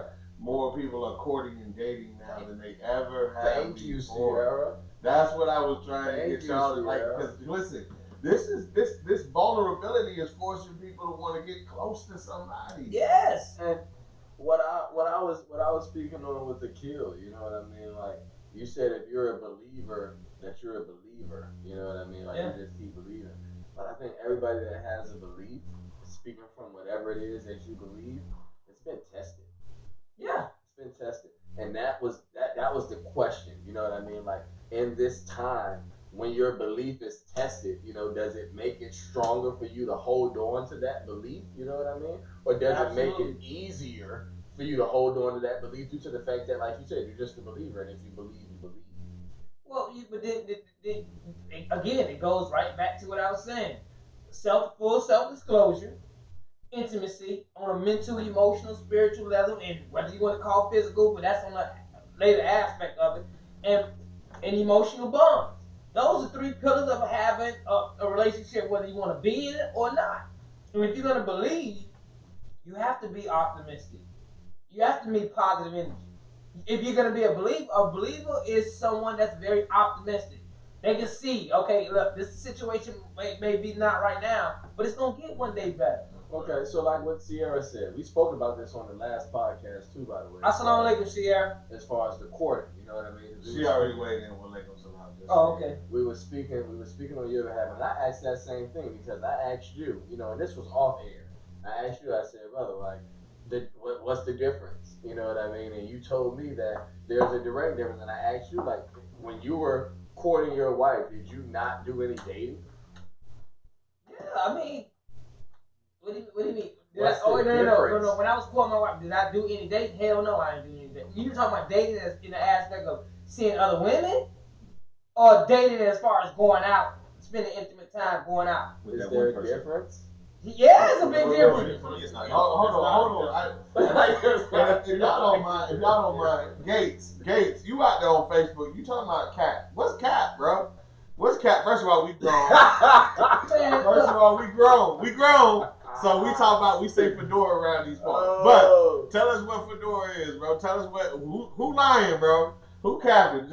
I want you to weigh in on that, and then I also want to just say real quick, because listen, Stacy's out here on Facebook Live, and Stacy said, listen, the pandemic has given everyone time to sit and think about what they really want out of life, physically, financially, spiritually, etc. Sadly, some of those ended relationships didn't prosper through that because people's goals wasn't adding up correctly. Like, he might have wanted one thing, she wanted another, and given time to really think about those things, they got a chance to see that compatibility really isn't there. So that's what I'm talking about from a female perspective, because I know that a lot of females are using this as an opportunity, like, okay, who's my sixth man? Like, who's my one, my two, my three? Like, don't think women ain't got a rotation. If you think women ain't got a rotation, you sleep. But I just want to say this, so because I want to show Facebook love too. So listen, Stacy, you out there, and I get what you saying. This is the thing. What they saying is, at the end of the day, that this is giving them a chance to kind of figure out who belongs where, as far as the importance in life, right? So Gates, I'm waiting on you to tell me what was cap. All right. But Bird, we back to you. Bro. Yeah. So you mean when you say dating, what do you mean dating as far as other women, or dating as far as spending time with this one individual? Okay, so just like what David said, you know what I mean? Tell me so the question that I asked you was, when you were courting your wife. Okay, that's a big difference. You said dating first. You said I didn't say when you were dating your wife. Dating? I said when you were courting your wife, were you dating? I was not dating. And that was my question. Okay. I didn't say anything. I was not dating. To that. Okay. Because you can't court. Well, never mind. Just real quick, right? So and listen, Sierra says courtship is a manner of taking one to court. Two people going in with the intention of marriage. She says if there is no physical intimacy is like a drug that can cause clouded judgment. Alhamdulillah. Right? So if you're courting, you ain't dating. That's what Sierra is trying to say. Right? If you're courting, then you ain't dating. You ain't dating. Meaning not seeing another woman, not like spending time with another woman? Because I'm asking, what's the difference? That's what we just said. The difference is, According in to my her. opinion, the difference between courtship and dating is exclusivity. Absolutely. We talked about that. That's the absolutely. biggest thing, because if you can't be exclusive in dating someone, because you're checking them out, you're testing them out. Exclusive means at that point you can go out on dates. But exclusive means now we on a road towards marriage. That's what exclusivity You can't definitely be exclusive in dating, though. No, because then now y'all courting. You're in the courting part now. No. You're courting at that I'm point. telling you that you like it's Because the matter. courting means that you're It's a driving matter of it. choice. You're Not driving everybody's it to the gonna altar. want to date 5 women, bro. So what I'm saying is there are people Say out it. there that may date one person. But you're not exclusive to that one person, though. If you choose to be, then you are. But that's not. Is that really dating or is it really courting? That's courting, That's bro. where the confusion comes in. Bro, that's what I'm trying to tell y'all. It's extremely Dating means like it's subjective. touch and go. Right, It's touch and yeah, go. It's extremely subjective. Dating means whatever it Courting means. means like, yo, we trying to get married. That's the How many call. people walk Yeah, around because here? you're exclusive. Okay, so You narrow down. So what I'm saying is, when you go to so for example, That's why I Blake, said before you got married, how many times did you go to an event or anything and say, "Yeah, I'm courting somebody"? All the fucking time. You said you're courting. Yeah, hell yeah. For what? Hell yeah. He sucked. Cause you got like, He built Did you different. say courting or dating? I said courting. He built different. What? Yeah. Man, you better, man. How First of many all, times wait, before- hold on. First of all, I just asked one wait, question. wait, You wait, said wait, that wait. you I'm had it. finna let you know. I'm Tell me finna that you built give you different. my thoughts. You already got your thoughts. Okay, but what I'm saying, it was Now because you sound like you're trying to change your thoughts. That's what it sounds man, like. get the hell out of here, B. Fucking tripping, B. I'm telling you what it is. You asked the question. I'm telling you, it was courting. Period. So that's the Not even up for debate. That's what it What was. is courting? Okay, so his why? intentions were I to don't, marry, first of all, I right? don't understand why you're so emphatic right now. No, because you asked me a question like you didn't even know the answer. I said it last time. Go check episode from before. Built different. You don't understand that? You built different. All right. Fuck with you, DA. Fuck with me, bro. Next question. I don't know where you're going. Yo, first of all, give it up for sexual chocolate. Sexual chocolate. Fucking Randy Watson in the house, y'all. Get the fuck out of here, bro. So all I'm trying to do is I'm just asking. So before you got married, did you ever tell somebody you were courting, or was it just always like, yo, now I'm dating somebody, I'm taking them serious? Dating, just hey, we chill. I mean, how many people actually use the word courtship? You don't is what I'm have to. saying. You don't have to generally use it like that. It's hold on, bro. Yeah. One mic. Go ahead. So, What you mean? So it's a thing where, all right, having a conversation, all right, you think you cute, whatever. Let me see what you about.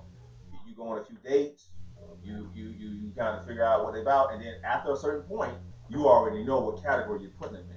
You're putting them in you marriage material, or I'm just gonna be showing it with you. Either one or the other. One or the other. You know, for the most part, us men and us women know when we having these when we dating or courting or whatever, we already know. Oh, he's just gonna be my showman, or I think he married material. I'm gonna get back with him 2 years, 3 years later down the road. So You know what I mean? Can I ask you this? Please, I want So, this to bring you. with that being said, right? This is my question when it comes to courting. He talking about he definitely didn't say okay. This is my question when it comes to courting. Correct. When does the courting start?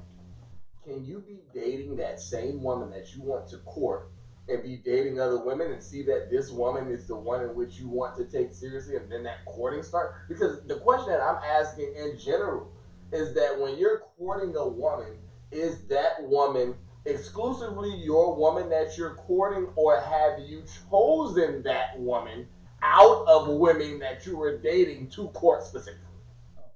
And listen, so Sierra keeps weighing in from a cultural standpoint, right? Which I appreciate, Sierra, because what you're actually doing is being a very good translator for other people who may not be familiar with Islam. Right. You know what I'm saying? Because even though, and so I also know that also means that you have an understanding, a different level of understanding as to what Blake is talking about. Right. So here's what I know, right? Sierra says courtship is always done with a chaperone to keep within the restrictive laws, right? And so that is more of in Islam, right? Which is what she's referring to, which that may be the values in which you stand on. Yeah. Right? Yeah. But what I'm saying is what seems to be more common, right, is not necessarily that someone's gonna say, yo, I'm out here. No, listen, I'm actually courting this young lady, right? Bird, I don't like you. Seem like a smooth brother. Like Gates is out here, like definitely didn't say courting, right? And listen, I'm not gonna question your. Shout out to Gates. I'm not gonna question your integrity, brother, because I know you. You probably are that dude. Yeah, I am that dude. You probably are that dude. I am that dude. Bird, like, would you ever be in an environment where you be like, yes, no, me and this young lady are courting? Bro, and I'm gonna be honest with you. I've never used the like she said in that context. I think it is more cultural because not only have I not used it, I don't think that others at this table outside of my brother Akil here has used that word seriously. Like I'm courting, you know what I mean? Right. And to be everybody's dating right now. It's just a matter of whether you exclusive or not. Right. Like from a serious standpoint, because I think there's a difference. Like in Dave's view, I can speak from me knowing Dave, but not speaking from his point. Yeah. But from my view of Dave, if he's dating, that means that he's, like he said, not exclusive. He's dating a few individuals to see which one he will want to go further with, right? When it comes to the courting situation I was talking about, me, if you're sitting down and you're dating, right?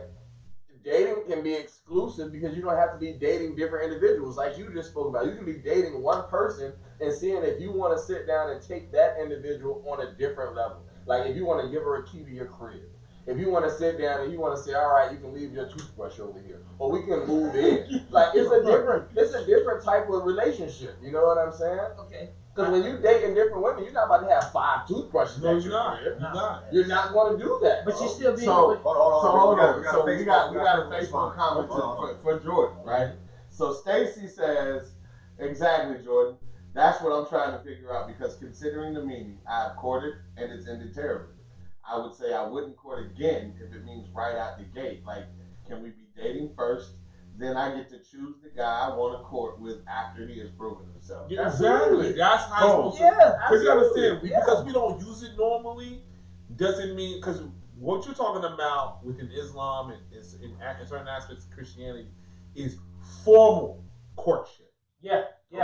I'm speaking to informal courtship, meaning that we don't have no chaperone, we don't have no minister, we don't have people in our family guiding us to the altar. Right. It's just that now we zeroed in.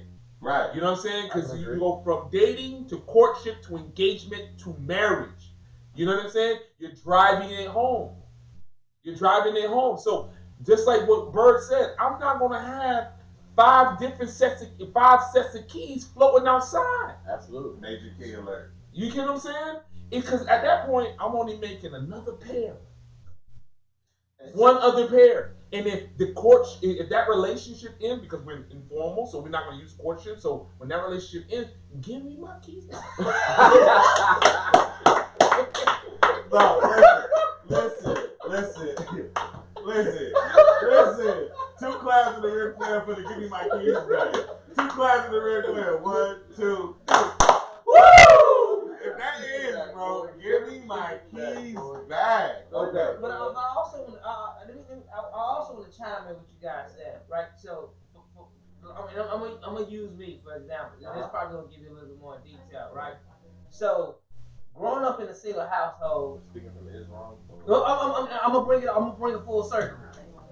Growing up in a single household, well, my mother was my superwoman and everything, just like so many other. Mother and father. Yeah. Your mother was your father. Yeah. Okay. And so, especially since I had my son at an early age, I made a commitment to myself and a commitment to Allah Subhanahu wa Taala. Like the next time, I have to respect the fact that that's somebody's daughter, that's somebody's sister, Somebody's mother. that's the possibility of somebody else's wife or whatever the case may be. So I kind of went in with a different mindset. I'm gonna be honest with you, probably about the age of about 28. if I'm gonna keep it a buck, meaning that like yo, like okay, for real, like when I'm taking it to the next level, I'm only trying to find women that's trying to be courted right now. I'm not trying to find women that's trying to date. Because one, I'm already black. Two, I'm already Muslim. Three, at the same time, brothers want to go look at the girls just because they look like they from Arab or whatever the case may be. Nah, I love my black Islamic women too. Absolutely. You get what I'm saying? And so for me, I want somebody that look like my mother. I want somebody to look like my mother. I'm going to respect the fact that she's a woman. And I'm not going to sit here and allow my emotions, or in Islam we call it nafs, to get in the way of the bigger picture. So I looked at it from a different perspective. Okay, you know what? When I'm trying to get myself in, I guarantee you. Hey, listen, I ain't trying to. I'm trying to get married. So guess what? I'm trying to find a woman that's trying to get courted. Like she knowingly know that she ain't trying to play no games out here. And I don't know if that. Well, I don't know. I know it's directly tied to my religious belief. You know what I'm saying? So I just think my perspective on it was because one, I had my son early. Two, I looked at my mother as my example. Three, I didn't want to be nothing like my father. Period. Because I felt like all he did was straight up disrespect women. And I stand on that. Okay. So I'm gonna be different. Okay. Nah. You about to okay? Listen, because I'm gonna be honest with you. I saw. Like I'm here. I'm here, and I'm with all the shits on this one, y'all. Yeah. So here's the reality. So shout out to Sierra, right? So she agrees with you heavily. Bonds of Blake. But here's what Sierra made a comment. She was like, "That's why we need to be more involved in our grandparents' lives." Yeah. Like we need to make sure our kids, we need to have grandparents being involved in our kids' lives, because your grandparents are gonna have conversations with your kids. I remember my granddaddy telling me, "Boy, listen, you better put something on that stick, boy, before you go stick." You know what I'm saying? So don't want to bring nothing back. But it's conversations you have with your grandparents, right? That you ain't having with your friends, that you ain't having with your parents. Wait, but it's a different kind of conversation. But hold on. I'm gonna give you credit. But even on top of that, there's certain other conversations that we gotta have, because one thing that we also haven't talked about at all, right? And I'm gonna just pass this daily insight. So first, I want you to talk to me just real briefly on the importance of grandparents, right? Like, are we losing that? Yes, we are. And me being, my mom, she worked and tried, 3 kids, single mom. Basically, her hand was forced. Like, the grandparents were behind me, dad, aunties, aunts, everybody. So essentially, from birth, I was raised by my grandparents, and I understand the importance. They basically sowed a whole bunch of seeds: hard work, dedication, and respect. You understand? These kids nowadays are not growing up with their grandparents, and they're not learning respect, hard work, and nothing is basically going to be given to you. We lost Big Mom. Correct. So I think that's a loss. That's lost in today's, generation. They think everything should be given to them. That's just my opinion on that, to be honest. Okay. So I want to ask you. Yeah. I want to ask you, because I know Gates already put it in. Yeah, he did. So listen, are you listen? Are you taking your relationship from dating to courtship, or from courtship to engagement, or from engagement to marriage? At what stage is it that you have to physically be intimate with your counterpart? You know what I'm saying? So we talk about the transition of phases, right? From dating to courtship and exclusivity, to then engagement, to then marriage, right? Mm-hmm. So just from a differing perspective, I want to know, like, at what point in time does sex fit in the crease? Intimacy. Let's say intimacy. We don't want to use the word sex. Let's use intimacy. Oh, listen, this is I stand on that. I understand though. I just like the word. Whatever. We dressing it up. But anyway, so I think you put whipped cream on the pile of shit. You put whipped cream on the pile of shit, it's still gonna stink. But go ahead. Let's go. All right. So I think this is twofold, right? I think it depends on the woman and the man. You understand? And I think the women set the precedent when it comes to intimacy. To be honest. So for example, if a woman allows me, right? Let's say we go on a date 1, date 2, date 3, right? And and I can smash on the first and second, third date, that's on the woman for the most part. Of course. Wow, Listen, hold on. But Okay. hold on. I want you to know. Nothing crazy. Hold on. No. But I want you to know. So Gates just put two things in there, right? And Gates said, first of all, the box has to be checked prior to. He ain't got no self-control. Right? Hold on. No. Wait. Hold on. Wait. I got to say a point to that. Listen, we got to let Daily Insight finish. Okay. But I just wanted, because I know that he's getting comments, and I want to make sure he addresses it. The box has to be checked prior to. And listen, here's the thing, right? And this is what I was trying to say very clearly. Sex and intimacy, this has been reiterated by more than one person. Sex and intimacy are two different things. Yep. Right? And so we talking about, initially when Gates put in there, we was talking about the box being checked. So it wasn't about intimacy. Intimacy is holding hands, going to the movies. Intimacy is watching Netflix and laying my head on your stomach. And rub it on your booty. Rub it on your booty. Shout out to Kells. Shout out to Kells in the penitentiary. So listen, anyways, we ain't pissing on nobody. We moving forward from that. Yeah. But I just want to say, so we talking about, like, I want to make it very clear. I'm talking about sex. I'm not talking about intimacy, because you should be intimate at all times in your relationship. Right. So we talking about sex. When is sex injected into the crease of the transition? Is it from dating to courting? Is it from courting to engagement? Is it from engagement to marriage? Or is it after marriage? Okay, again, it depends on the woman. So, for example, if a woman, and I said it's twofold. So, if a woman says, you know what, I'm not going to give you the box until you checked off a few of these boxes. Courting, taking me on dates, whatever it may be. She may say, you know what, yeah, I'm going to give it to you, but I'm going to wait until I let you have it. You understand? So, I think for that, it depends on the woman sets the foundation at the end of the day, in my opinion. So, Gates says it's from dating to courting. Like, I got to check the box prior to me being exclusive to you. I'm gonna let. For me, no. No. Oh, listen. I want to be able to check the box. Yes, I agree with that. I agree, because if you get in a marriage, right, and the box is terrible, then you're kind of stuck in that situation. You know what I mean? In my opinion, you're just stuck there. You ain't never stuck. Well, we get it, but if you're gonna go further, you're gonna spend all this money and do you're If you're going to first continue your investment, if you're gonna continue your investment, you want to know that. But you and I both know you can get a marriage annulled within the first year. Like it never happened. Right. So you got a whole year to check the box. But why? I'm just shining it out there to my old school Christians, to my old school values.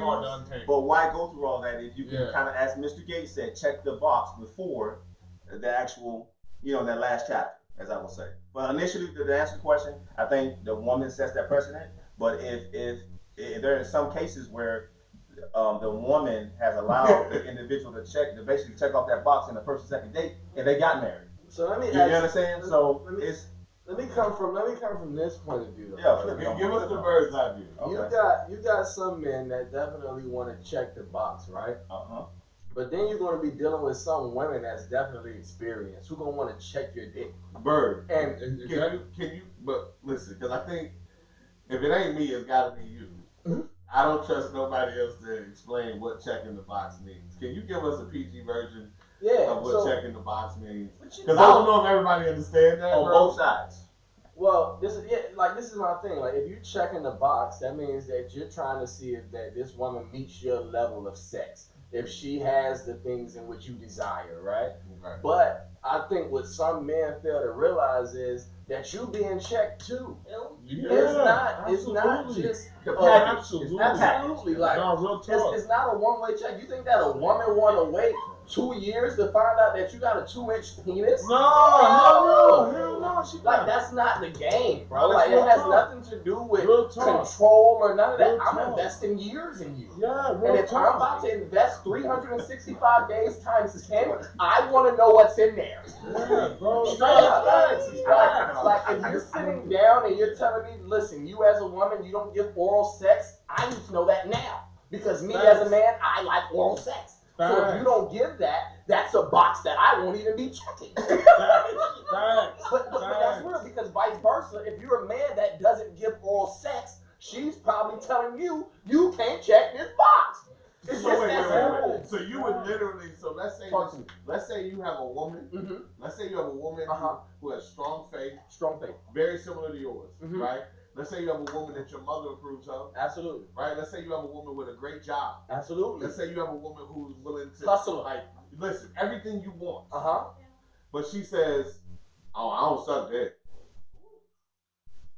Talk to me. What are you telling me? Are you saying that she is immediately off the board? I'm gonna be very honest with you. Please do. I would have found out that she didn't suck dick before she was the woman for my mother. I would have found that out a long time ago. Facts. Like, before we did all of that other shit, I would have found out that this woman does not suck dick. So right then and there, it's like, now I have to play this a certain way. Do I want to play this in a way in which I continue this relationship due to the fact that she doesn't do something in which, in my eyes, I think is very common in sex in the generation that I grew up in? It's common, like sucking dick and eating the woman's. Yeah, it's common. You know what I mean? It's common, bro. Like back in like the 1999s, coming to the 2000s, juvenile. I don't eat no pussy. Okay, that's cool. You feel me? Nice. 2000 to 2021, you're eating it. You're in it. No, it's facts. You're in it. So if you're asking me, would I have treated the relationship differently? Of course, that's just me. But she would have treated me differently. Like I said, if she asked me, hey, listen, 2 questions. Number 1, do you have a small penis? Most men, if that question was asked and you had to answer truthfully, you don't think you got a small penis, so you're gonna say no. If she says, hey, listen, do you eat box? If you don't and you say no, she's using her other options because she got somebody that's gonna eat box. All right, what I'm saying? Like it's just that simple. They're on speed dial, at least 5 or 10 of them. It's just that simple, bro. Wow. Yes. Like the bedroom is something that is a stress reliever, bro. So, but there's a lot of things that are common in 2021 that I like. It wasn't common back then. It wasn't common back then. But it's the standard package. It's part of the standard. You're supposed to get this when you go to the store. You know what I'm saying? Like there's certain things in 2021 you already need to be. It's automatic. It's automatic. And you know what? Because things have changed. You know what I'm saying? And so let me just say this. Generally speaking, because we gotta understand this. Women control access to sex. That's just a fact. I think now I can give perspective on that within that context, and I'm gonna do this after I make the next statement. But generally speaking, women control access to sex. Mm-hmm. Men control. Wait. And listen, Gates made a comment, and this is the perfect time to interject it, right? Which is, and he said, "Why should women control it?" Well, I'm gonna come back. That's why I said I'm gonna make a comment back on the first point. Okay. So the first line is, women control access to sex, Absolutely. right? And men control access to marriage. You know what I'm saying? Yes. That's what it's at. Because at the end of the day, it's everything about what's about to happen for the years ahead is coming out of his pocket. Yeah. And so he's gonna be like, you gotta think about it. All the sacrifices. If you performing as a man, the burden of sacrifices and the burden of performance is gonna be on your shoulders. It will. I don't think so. Fundamentally, you're the one when things just collapse. Your job is to take accountability and say. Nowadays, I think that's twofold. Fundamentally. Even if she Fundamentally. doesn't take accountability, your homework still says you need to take accountability. Straight up. You know what I'm saying? It is what it is. Boss And up. so back to the first point. Despite the fact that women control access to sex in the general sense, men can still decide whether or not they're going to engage with a woman that don't want to get down as soon as they want to get down. Because you still can set your own standard. And so for me, I'm like, yo, bro, we're not going anywhere towards courtship, exclusive relationship, unless we done did the deed. We got to do the deed. Multiple times. We gotta know that when we run this play, it's a touchdown. Touchdown, boy. You know what I'm saying? Hey, I like that analogy. You know what I'm saying? It's good. It's good. And then you're gonna focus on. You're gonna be like, all right, other stuff. You're gonna focus on other stuff. Right. You're gonna focus on that stuff. Okay. And that's where I stand. I stand on that. Let me ask this question. I think this is very important. Hold up. Stacy say agree. But hold on. Listen, and I'm gonna be honest. We just did a whole segment on this, and we doing a whole Another segment. We did talk about this We already. gonna keep this moving. But I want to give everybody a chance to kind of give a final thought, right?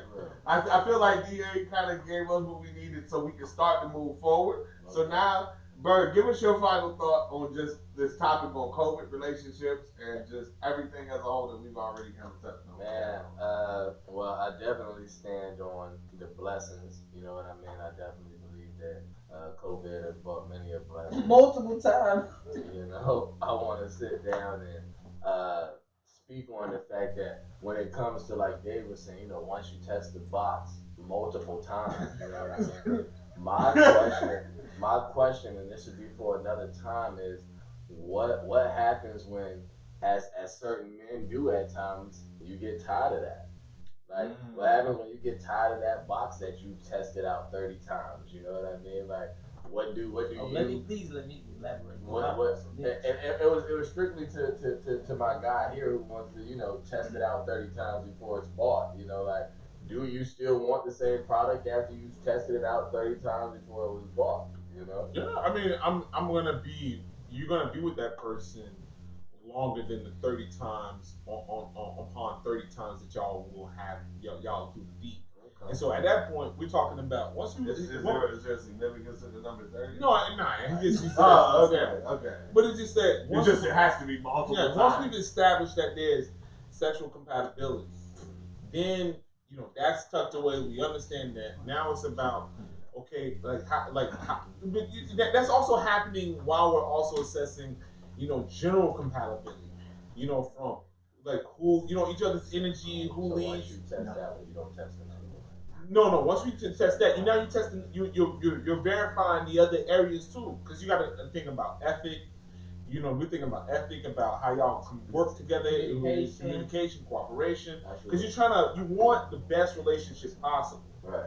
You know what I'm saying? That's at the end of the day, you want to be in the best relationship possible to suit that can benefit both your needs and their needs as well. Because that's going to make it a fruitful relationship down the road. Because what are we trying to do? We're trying to minimize the number of things that would break us apart. You see what I'm saying? You hear me? We're trying to minimize the number of things that are just going to break us apart, and the extent to things will break us apart as well. You know what I'm saying? Because communication won't always be at a 10, but if we can maintain it within an acceptable range, then we're fine. You know what I'm saying? All is well. Then when it creep up and it gets back up to its high, then we'll be like, oh, life is really good. You know what I'm saying? But you don't want things such as communication to drop down to a 0 or to a 2 or to a 4 or even a 6. You're going to be like, well, something's not right here. You know what I'm saying? But I'm just using the scale of 1 to 10 as just a general example. But the point I'm making is you want to build the best relationship possible. So for me, I'm not going to get exclusive unless out of all the boxes that I had on the table, that the overwhelming majority of them have been checked off. Okay, so and here's where we are, right? Because we got people weighing in heavy on this topic, which is I know people want us to stay on it, so I'm trying not to. I'm trying to, but I want to make sure that if that's the case, right? If that's what the people want to talk about, then let's engage them. So shout out to Stacy, man. Shout out to Stacy. And Stacy said, "Listen, you got to get it out of the way." We talk about clouded judgment and how sex can cloud your judgment, but she was like, "Listen, what clouds my judgment is not knowing. Absolutely. I need to know." Absolutely. That's a true right. one. That's a true That's one. A real one. And so, but I also want to shout out to Sierra because at the end of the day, she got the realest comment that I've seen so far, which is, "What that mind do though?" That's what I'm talking about. What that mind like? So Blake, she said talk to sex me. bomb, but I think, man, like maybe, hey, shout out to Sierra, man, my sister right there, man, because she's Muslim and I'm Muslim, so maybe that's probably why we're seeing eye to eye on this. You know what I mean? Not taking anything away from everybody else. I'm just being very transparent right now. Absolutely. I think, man, like it's all about everybody's entitled to their own perspective. Period. But I want to know what that mind like. Listen, I'll tell you straight. I'll tell women straight. I used to, back in the day, bitch, I'm royal. My penis is royal. You think it's less of me and more of you? You know what the man when you get me, you get my energy. You get you get so much of me. I ain't got time to be giving that to any woman at any given time just to be testing it out. Hell no. Hell no. Hell no. So can I ask you a question? But no. Hear me out. I'm listening. Hear me out. What I'm saying, I want to see what that mind like. You said that. Right? You get what I'm saying? Because you know what I'm saying? Because I understand the core. I understand the core essence of what I bring to the table. I can't just give my energy, my soulfulness energy to any woman just to randomly doing it from a negative. Hell no. Hell no. Okay. Hell no. So listen, I want to Okay, bro. like, and just to kind of chime in on that, right? Because I think each of you individually and I have probably had this conversation about just how my relationship with my wife elevated from day one to to year 21, right? And so I remember very explicitly sitting outside of the Veranda Apartments. You know, shout out to Miami Lakes, right? Veranda Apartments on 67th Ave, and I sat outside that apartment with my who is now my wife, and I said to her, "I feel you. You like there's other dudes out here. That's cool. If you want to be with me though, you can't tell me whether or not that's gonna work if you splitting your energy with all of these other cats. So what you gonna have to do if you want to date me is you gonna have to let all them go. If it don't work, you can go back to them. Like, I don't care. But if this is gonna work, like if you gonna get any of my energy, you gonna have to let that go. Cause I'm not out here to compete with somebody else for your affection. Right. Nobody's saying that. Either you gonna give me that, or you not gonna give me that. You see what I'm saying? And so I gave my wife, who was not my wife at the time, but I gave my wife kind of an ultimatum, and not from a standpoint of like you ain't worth me fighting for, but like I already know what I see in you. Right. So what I'm not finna do is allow us to waste our time, spin our wheels in mud. I got that. We got this out the mud, bro. Like at the end of the day, let's pick up the mud, and this is us, right? So I'm just saying, like for me, I told her cut everybody off if you want to see what it's gonna be like with me, because that's the only way to truly get a real depiction. But I'm now, mind you, I'm talking about 20-some years ago, so maybe I'm old school. No, you don't. But okay, so with you, we're gonna start off with Mr. Kim, and then I'm gonna go on to Brother Gary, right? So let me just ask you, I've seen your wife, brother. Right. Wife is beautiful. Right. You chose a beautiful woman for a wife, brother. All praise be to Allah. When you chose this woman, Uh-huh. did you look at this woman? What do you mean? Did you look at this woman when you chose her? You're not blind. Did you see her? Yeah, I saw it. Okay, when you saw her, what were your interests? What were your Initially. You ain't even spoke to her yet, Kim. Raw. You ain't even spoke to her. You saw her. What were your interests? I wonder if Simple. I wonder if she gonna lead me to. I wonder if she gonna lead me to a better standard of law. Straight up. Okay. Straight up. Okay. You can say what you want, but I'm telling you right now. I'm asking the question. I didn't say Right. you did. I'm telling you. That's great. Right. Okay, so that was your interest, right? Okay. Was there a secondary interest? Was it? What do you mean? What was the second? After you seen, she gonna bring you out. What was the second? What after that? How deep into the law she is? Okay, How what's the third? deep? What's the third? So get straight to the No, point. it's not point. What's the third one? My interest lied on how close she is to Allah. Can she bring me closer to Allah? And at the same time, can we grow together? At what- Mentally, okay, emotionally, physically, and spiritually. At what point does sex factor in, bro? Or her looks. Or her looks? and listen, Sierra just said, P.S. Don't think Muslim women don't enjoy sex. The lie detector says that's a lie. I never. What I'm saying is, sex is not the primary focus. Sex is never have and never will be the primary focus. That's what I'm telling you. From my perspective, I stand on that. I think you're downplaying. I'm not physical down. attraction. I'm not downplaying physical attraction, but what I'm saying is, bro, you gotta remember, I had a son when I was 18 years old. Yeah. I see what this chasing pussy get you. You're not Hold on, wait. Hear my perspective. Okay. Hear my Please perspective. do, because he's back. I see what this. Hey, I done had some of the prettiest girls in America, straight, and I stand on that. Just because she look good, that don't mean her mind good. Just because she look good, that don't mean her spirit good. Just because she look good, that don't mean she totally vested in making you a better person. Mentally, emotionally, physically, and spiritually. Man, I stand on that shit. Straight up. Fuck your pussy. I want your mind. I want your mind. I want your mind. What books you read? So what did it factor in? Number 4? In fact, it in there.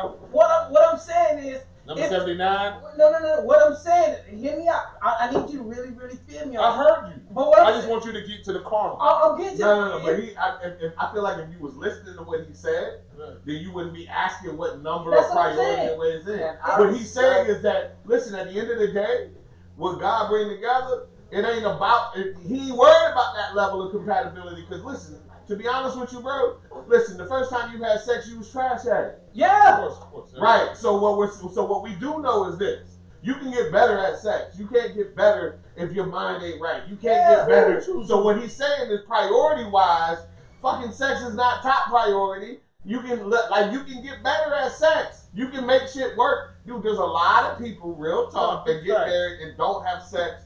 And guess what? You don't miss what you ain't never had. So there are people out here that are truly virgins that are getting married, and they find a way to make relationships work. Sex ain't really the driving force in relationships anymore, bro. And I'm not saying that sex is that never was my point. If sex was a driving force, first off, what I asked about and what I commented on was the woman's beauty, brother. And we can sit down and we can look at things from whatever perspective in which we want. None of us want an ugly woman. Wait. I'll let you do yours. Okay. Do yours. Okay. None of us wants an ugly woman. Right. Number 1. Number 2, like Gary said, he told this woman that he wants that woman to be exclusive to him. At that time, he had already chose that woman. I did the same thing. Okay. But as a man, and I'm a man that knows the men in which I'm around, okay? Right. And as a man, I want to speak on and stand on, when it comes to our women, we love them to death. But we cannot sit down and say that when it comes to the courting and the dating, through that process, brother, that there wasn't any type of interventions with other individuals that led us astray through that time, bro. We cannot. We can't sit down and say that. And I'm not talking about sex. You're talking about, you spoke. You're talking about a woman's mind, brother. Right. And I respect a woman's mind. You're saying mind over pussy. That's what you said. Right, but you missing my point, bro. You missing my point. You're not even letting me speak. I hear what you said. Go ahead. One time. Go ahead, bro. Go ahead, brother. When it comes to, you said mind over pussy. Correct. In this woman in which you chose. Right. But that wasn't your aspect on all of those women up to that woman that you chose. And brother. I said that, bro. I literally just said I done had some of the best of the best women a man and can what have. did you end with? I want your. And I ended with a Muslim woman that I should have been with from the beginning. That's not okay. You get what I'm saying? I don't understand how. I'm telling you how it is, bro. I'm telling you. No, but I'm like I get what you're saying, but no, you're not. You're acting like I'm telling you you're wrong. No. I'm saying no. I'm saying that if you guys are actively listening to what I'm saying, you won't be asking me these questions. I mean, we gotta That's ask what you I'm saying. I know this is because you're not answering directly. Like not at all, bro. That's what we saying. You didn't answer like it at all. Head up. You're giving us a speech, but you didn't go head up. Like what? You just said when it came down to the carnal, you didn't go head up with it. You just you played it to the side. Played it to the side. Like what are you talking about? Wait, hold on. So Stacy just put a question in the Facebook Live. Stacy says, so you didn't court out the gate? Call my wife right now. No, she's asking you. Call her right now. She can't. That's what I'm trying to tell you. Call her right now. But she can't. She literally can't. Like, Stacy literally can't. So tell us. Like because right, I'm with it. I got you. I agree. No. I'm What with what I'm trying to say is, I agree. you guys taking it from your perspective and forcing that perspective on me. No, I just wait, said wait, we doing wait, wait. censorship. Wait. I'm giving you my perspective on how I see things, but yet it's still a problem. Who said it was a problem? They asked you a question. Like, that's it. Like, Nobody don't agree with everything that they say. They don't agree with everything you say. That's I the point of understand their that, but what I'm saying, What's the point of their opinion, brother? Alright. The point of their opinion, brother. Here's what we know. Here's what we know. Come on, man. Here's the thing. Listen. you getting defensive now. You getting defensive. You get defensive. All day long to get this sentence, bro. Bro. Y'all blown out of time. What is that? Get the fuck out of here, bro. I'm not getting defensive. I'm getting. Call my wife right now. Like, what, bro? You probably- Listen, so here's what Sierra said. I don't want anyone to answer. She said, let's not answer how we think someone wants to hear or what someone wants to hear. Be real. Be sure. That- There's different That's options. it, bro. That's it. She was like, share different Sierra options. understands. Sierra understands, bro. Different So- options and and whatever. so Gates just said, no, what we're saying is, Blake, you were physically attracted to your wife early in the game. I was. And That's that's all all. that's all all we we were were trying to say. That's all we were saying. That's all we were saying. But wait. This That's all we is saying. all right. Let's vibrate up. Let's vibrate up for a second. No. Let's vibrate up. Upward. First of all, with my energy, what I'm attracted to, how I meditate, I already know she's gonna be beautiful. That ain't even a question. That's not even a question. But we asked you the question. We You asked answered that question. my So just answer it. my energy. We gotta relax. Okay, I'm relaxing. We just gotta relax. Okay, but listen what I'm saying. I'm just saying we gotta relax. All right. So you ain't had no No. Huh? You ain't had no aunties. No. Listen what I'm saying. Come on, bro. Listen, this is what I'm saying. With my energy, with my understanding, and how I think about stuff, I'm not questioning whether or not she was gonna be beautiful, because I was attracted to her from the beginning. That's the first thing I seen. Okay. That's That's what I we- said. we That was the first thing we that asked Bird you said. said. That was the first thing that Bird said, bro. Yes. I was gay. Hey, And we gotta do. But what we gotta do, That's crazy. we gotta relax. Yeah, that's relax. We just gotta relax. That's all we was trying to But say. we was Kid. talking. Because- I thought we were but talking about the I tried, aspect. but I thought we were personally, talking but hold on. Personally, I tried to get y'all to understand that here's what Blake was trying to say. It's just that sex wasn't like there was no spot on the list for him with sex as far as priority list. That's what I was trying to get y'all to understand. All he had to say was assume. But it's like we just want we asked a direct question. Direct question with direct And answer. so just say, boom. You know what I'm saying? So you asked me what you guys just asked me was I physically attracted to her, right? Yeah, because we were making a larger point about another issue. But being physically attracted to someone and focusing on intimacy, saying I gotta try it 30 times. No. We get that. We were just trying to have a conversation and say, hey, listen, we understand. Beauty is basically one of the factors that you take into account when you want to court someone. Yeah, That's all we're saying. That's all we're saying. That's And- it. and- My and- apologies, and- Facebook. and- I and- read it wrong. My and apologies. this is what Facebook is saying. Stacy just said most people are physically attracted to someone before a word is even spoken. Absolutely. When one opens their That's why the mouth, word is that spoken. can either make or break the attraction. Absolutely. And listen, I've That's when said the it mind before. kicks in. That's when the mind That's when the kicks mind kicks in. Like I said, And Facebook. DA, My apologies. Shout out I to think- Stace. And DA, I've told you this before. in. Yeah. Just shout out to Stacy. I've told DA this before. More men talk themselves out of pussy than they do in the pussy. And honestly, if you just shut up, right? Because like at the end of the day, a woman knows in the first 10 seconds What she want. whether she's willing to get funky with you. And then the thing that I wanted to say, because we went on that, we was on that other subject. But the thing I wanted to say though was I just really wanted to emphasize like it's important because you made a mention about when you told Tia, your wife, these were the conditions if she was gonna date you. And the reason I wanted to harp on that, or I want to really shed a light on that, is because men, even the brothers watching this, yeah, women control access to sex, but you also control it too in the sense that you set a standard. You know what I'm saying? Do set standards. You be like, yo, because if you want to get down, if you're a brother that want to get down within the first 3 weeks of meeting someone, and that's your standard, if she doesn't meet that standard, it's done. You catch what I'm saying?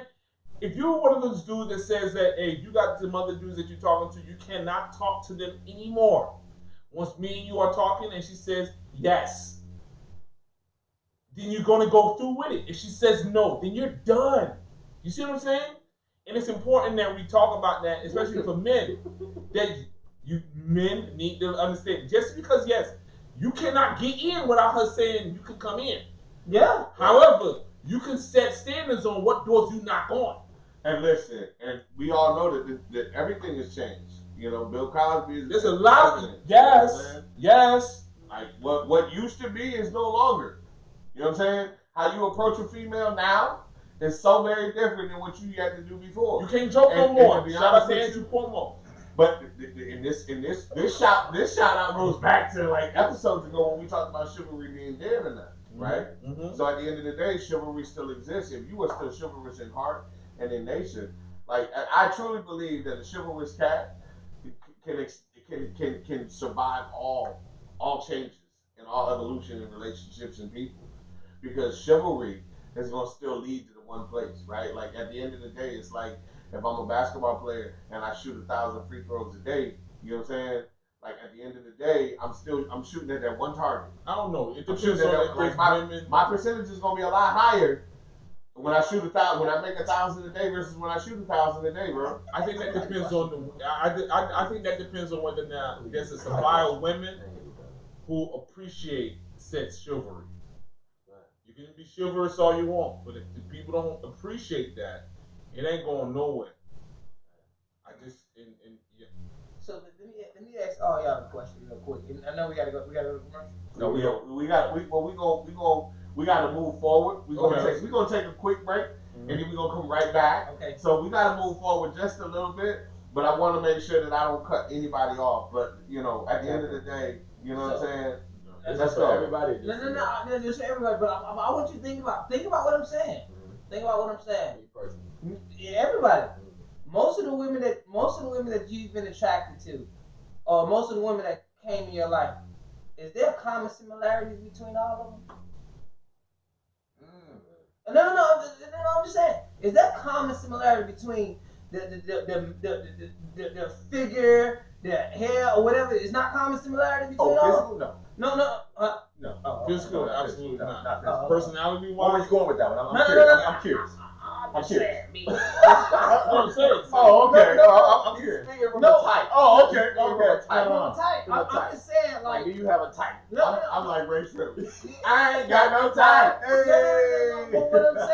No. But what I'm saying is typically, well, I'm just Speaking for myself. but there's typically common similarities between a woman that you. Your mom. I'm trying to beat him to the punch, so I may be wrong. What I'm saying, there's typically more common similarity between the women that you're attracted to, for the most part, that come into your frequency, your way. So that's all I'm saying. So you understand? I mean, yeah. I mean, I can speak for me. Like the women the women that always made it to me. Right. They smart. Like they what else is common about it? No, I mean they smart. They're they slightly different. You know what I'm saying? They're a bit different. But physically they all range. Okay. They all range. Like not. I mean. Yeah. Oh wow. Box. I mean, you know, box is box, and so, but it's just that they've all, but they usually, you know, my type. You know what I'm saying? Like, I mean, my type is, you know, just you got to be like kind of cool and smart. Okay. So we can wrap it up. Go ahead, G man. Talk to us, brother. Listen. So shout out to Sierra, right? Sierra's like, yo, I gotta go to work. Stacy's like, I'm supposed to be getting ready for work. Like I keep telling y'all can be anywhere in the world, but y'all here with us, and we appreciate it, man. You know, Sierra, I want to shout out to you. Thank you for your input. You know, Stacy, thank you for your input. Gates, No, hey, you Gates, a wild boy. You a wild boy. Listen, that joker said Blake said he dated some of the most beautifulest women in the world. Hey, Gates, pull out your book. I'll pull out my book. Let's run it. No, we don't All have right, books. so we don't have books. listen, we gonna have. I'm just saying. What we not I gonna stand do, on what I said. I feel you, but what we not gonna do is have an archaic verses about who got the baddest black book. So we gonna move forward like some gentlemen, and we gonna pay. That's what I said. All we got. Miami. I'm still Tony Love. Don't get it twisted. And I feel you. And, Okay. and both of y'all are from Dade County. Okay. Oh, Shout out. yeah. Shout out to that game. Like, hold on. Okay. Yeah. So here's what we gotta Both of them do. went to the red. We ain't gotta pay the mortgage, but we definitely gotta pay the water bill. Like we ain't gotta pay the mortgage, but we gotta pay the water bill. Give us like 3 minutes, man. Give us 3 minutes. We're gonna be right back with the poetry, man. Most dub. Yeah. Them ridge connoisseurs. Now, I understand, bro. Like I don't got no shame in saying So that. we ready to close it out with some poetry? Oh, Ray D said challenge. Ray D said challenge. I'm just saying. Sierra's like, I gotta get off the bus now. I gotta go. Sierra, man, hang in there with us, man. At least check out the poetry. Cause I already know what you're doing up there in Boston. I know you hit the She up scene. in Boston? She up in Boston, bro. Shout out to the Bean Town. Like we stretched up. We definitely stretching the whole East Coast. Yo, we in the Continental. Like, that's what it is. We in the Continental. Okay. Like that, bro. You're something, bro. I'm giving you. Look, man. Yeah, you was tripping, bro. You made that shit take forever, bro. I wasn't tripping because I felt this. Honestly felt like All they wanted you to say was that That's it. that you were the point. physically attracted That's to the your point. wife, That's it. and That's then it. of course eventually You sex was will that happen. was for you. Shit. Yeah, for you, that like a 10-15%. Like you was gonna fuck her mind. Yeah. You know what I'm saying, bro? It's like, it sounds cool. Like, Yeah, Like, for hey, I'm gonna shut up. nah, I'm it's shut no, up. no. It's like, I'm gonna shut up. it sounds good, but it's I'm gonna like, shut up. it's like you, I But guess you you get trying to what I'm like, saying, though, he bro. trying to go Like, super on us, and I'm I like, wasn't bro, trying to- come on. Nah, but he was standing firm on I his was standing on shit. my shit. Like why y'all was pressing him? Y'all ain't even pressed me. Because this And I is said the the same thing. shit he Like, said. I'm like, did no, not. You did not. no, When you you didn't say it that spoke- way. You didn't When say you that spoke, way. bro, you said that you wanted your woman to treat you exclusively, and I was coming back to you asking you, was it the same way? Like Yeah. when a man wants a woman to say, cut all them niggas off, you cut off all them females. And us as men, bro, when you was talking, I'm your nigga, I'm down, we on air. Yeah. But when it comes to females, But that's why and Facebook Live is here. They want this shit. Yeah, they want it. Facebook Live want that. Alhamdulillah, bro. I mean this in all honesty, bro. I was giving you guys my perspective, and I'm also telling you that, like, I'm giving you from a relevant standpoint. No, Gary will tell you, bro. If anybody can be able to validate everything I'm saying, it's Gary, bro. I'm telling you, bro. I respect Gary's standpoint, But from a me court- looking you in your eyes, From a court, you asked me, first of all, it said, what's the difference between courting and dating, Mhm. right? And we said dating is, I said, can you date and court at the same time, baby? That's all I asked. That was my general thing. and what I said. I was asking, I said challenge. what I was They asking, want the verses to go down with you and Gates.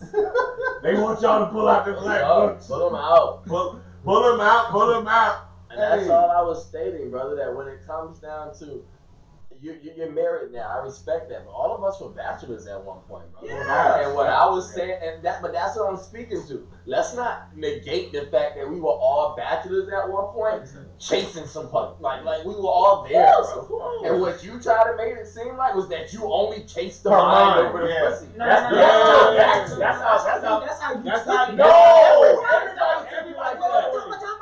Time out. I'm not everybody. I don't give a damn what everybody thinks. I'm telling you how I I'm telling you how Listen, we hold on. interpret it. Oh, I'm telling you, Hey, if you say the sky's green, Perception is everything. Perception is your reality, not mine. you can say the sky's Nah, green. Perception is your reality, No, not mine. no, bro. Hey, how much we got? What we got left? Probably like 30 seconds. Okay. Alright, we back in Oh, the building. Listen, we paid the Wi-Fi bill, we paid the water bill, and listen, some of us still paying the water bill apparently. But listen, we here, right? And we with y'all, just like y'all with us. So we got a lot of topics that we wanted to discuss. What I want to do though, is let's break up some of this passion, some of this intensity, right? And listen, let's hit this poetry scene real quick.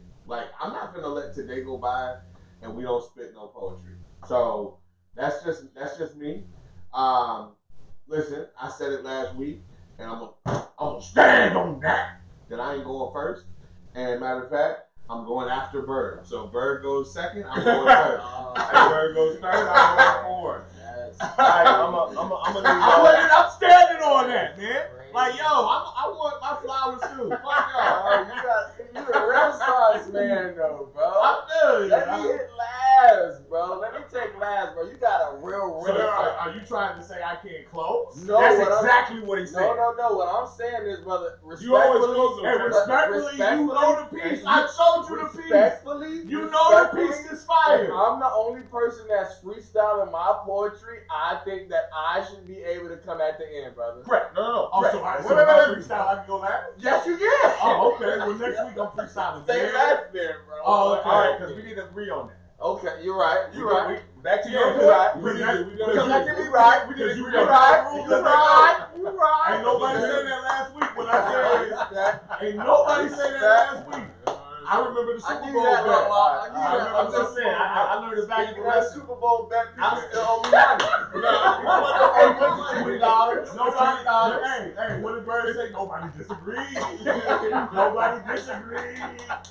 Now he want to disagree. Oh, yeah. Now you disagree now. Disagree now. Cups up, man. Let's get it. Let's get it. Uh, Hey, all right, I'm gonna go first. I'm gonna do my daily insight again. Okay. I have not yet gotten to my poetry flow with these fellers, so I'm gonna do my daily insight joint. So, money is overrated when you're mentally in debt.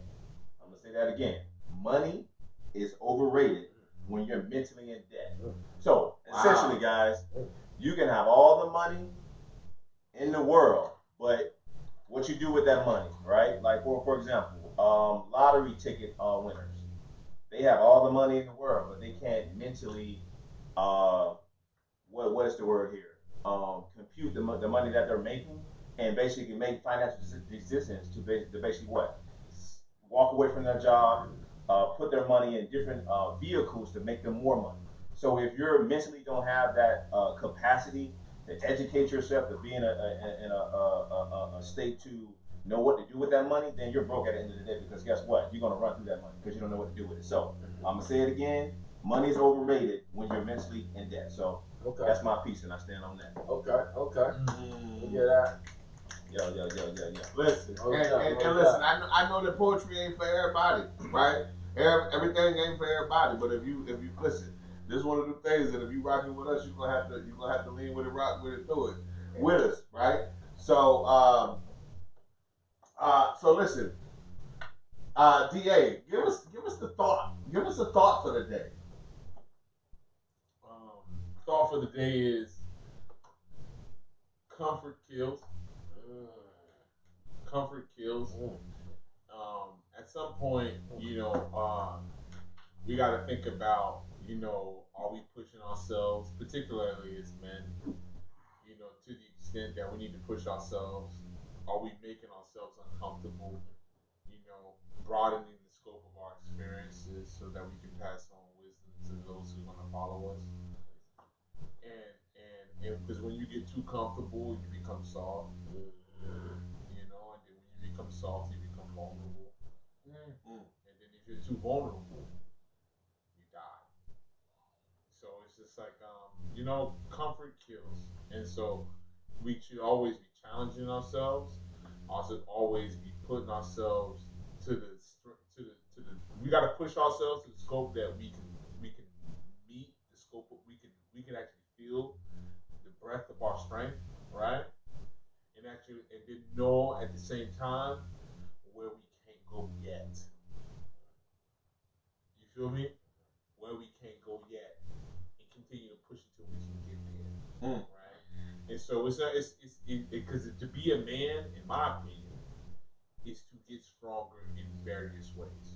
And so What comfort kills. And let's not make that gender based, right? Like at the end of the day, even women need to get stronger, need to get faster. Well, need to get better. And it's a choice for them, because I think we had this conversation, and low key sometimes I ask the question, and maybe this is something that got to be discussed next week, and that is, the value of accountability, right, to women, right, because a lot of women, in my opinion, can get away with not taking the blame for things going wrong. And when things do go wrong, oftentimes it's men who take the blame for that.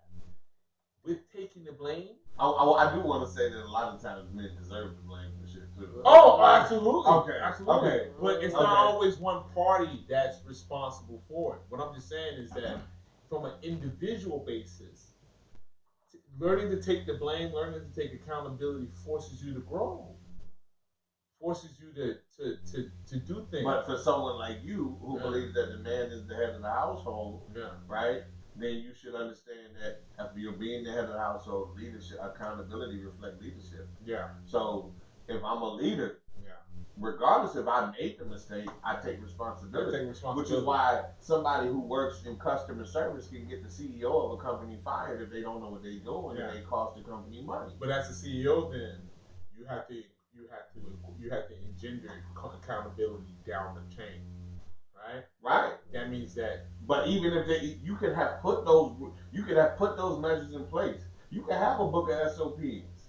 Yeah, right. That means that you even got to be more on top of making sure everybody's doing their job. So you got to micromanage the relationship. Not micromanage the relationship, but you have to set very strong, explicit, and clear boundaries. Okay. Well, I'm gonna let you stand on that. Yeah.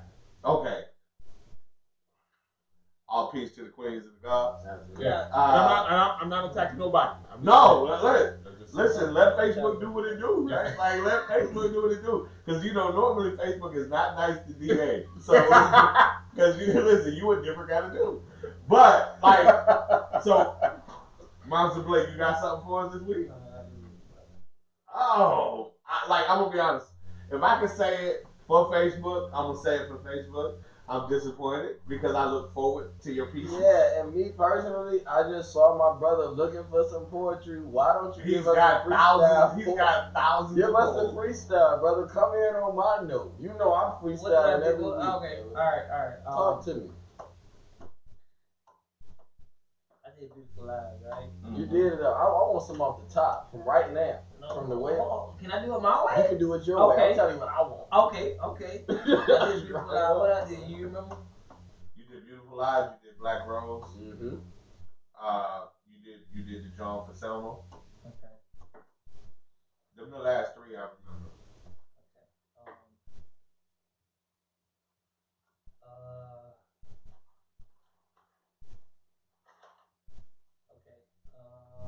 I'll let you go first, then I'll go. Okay.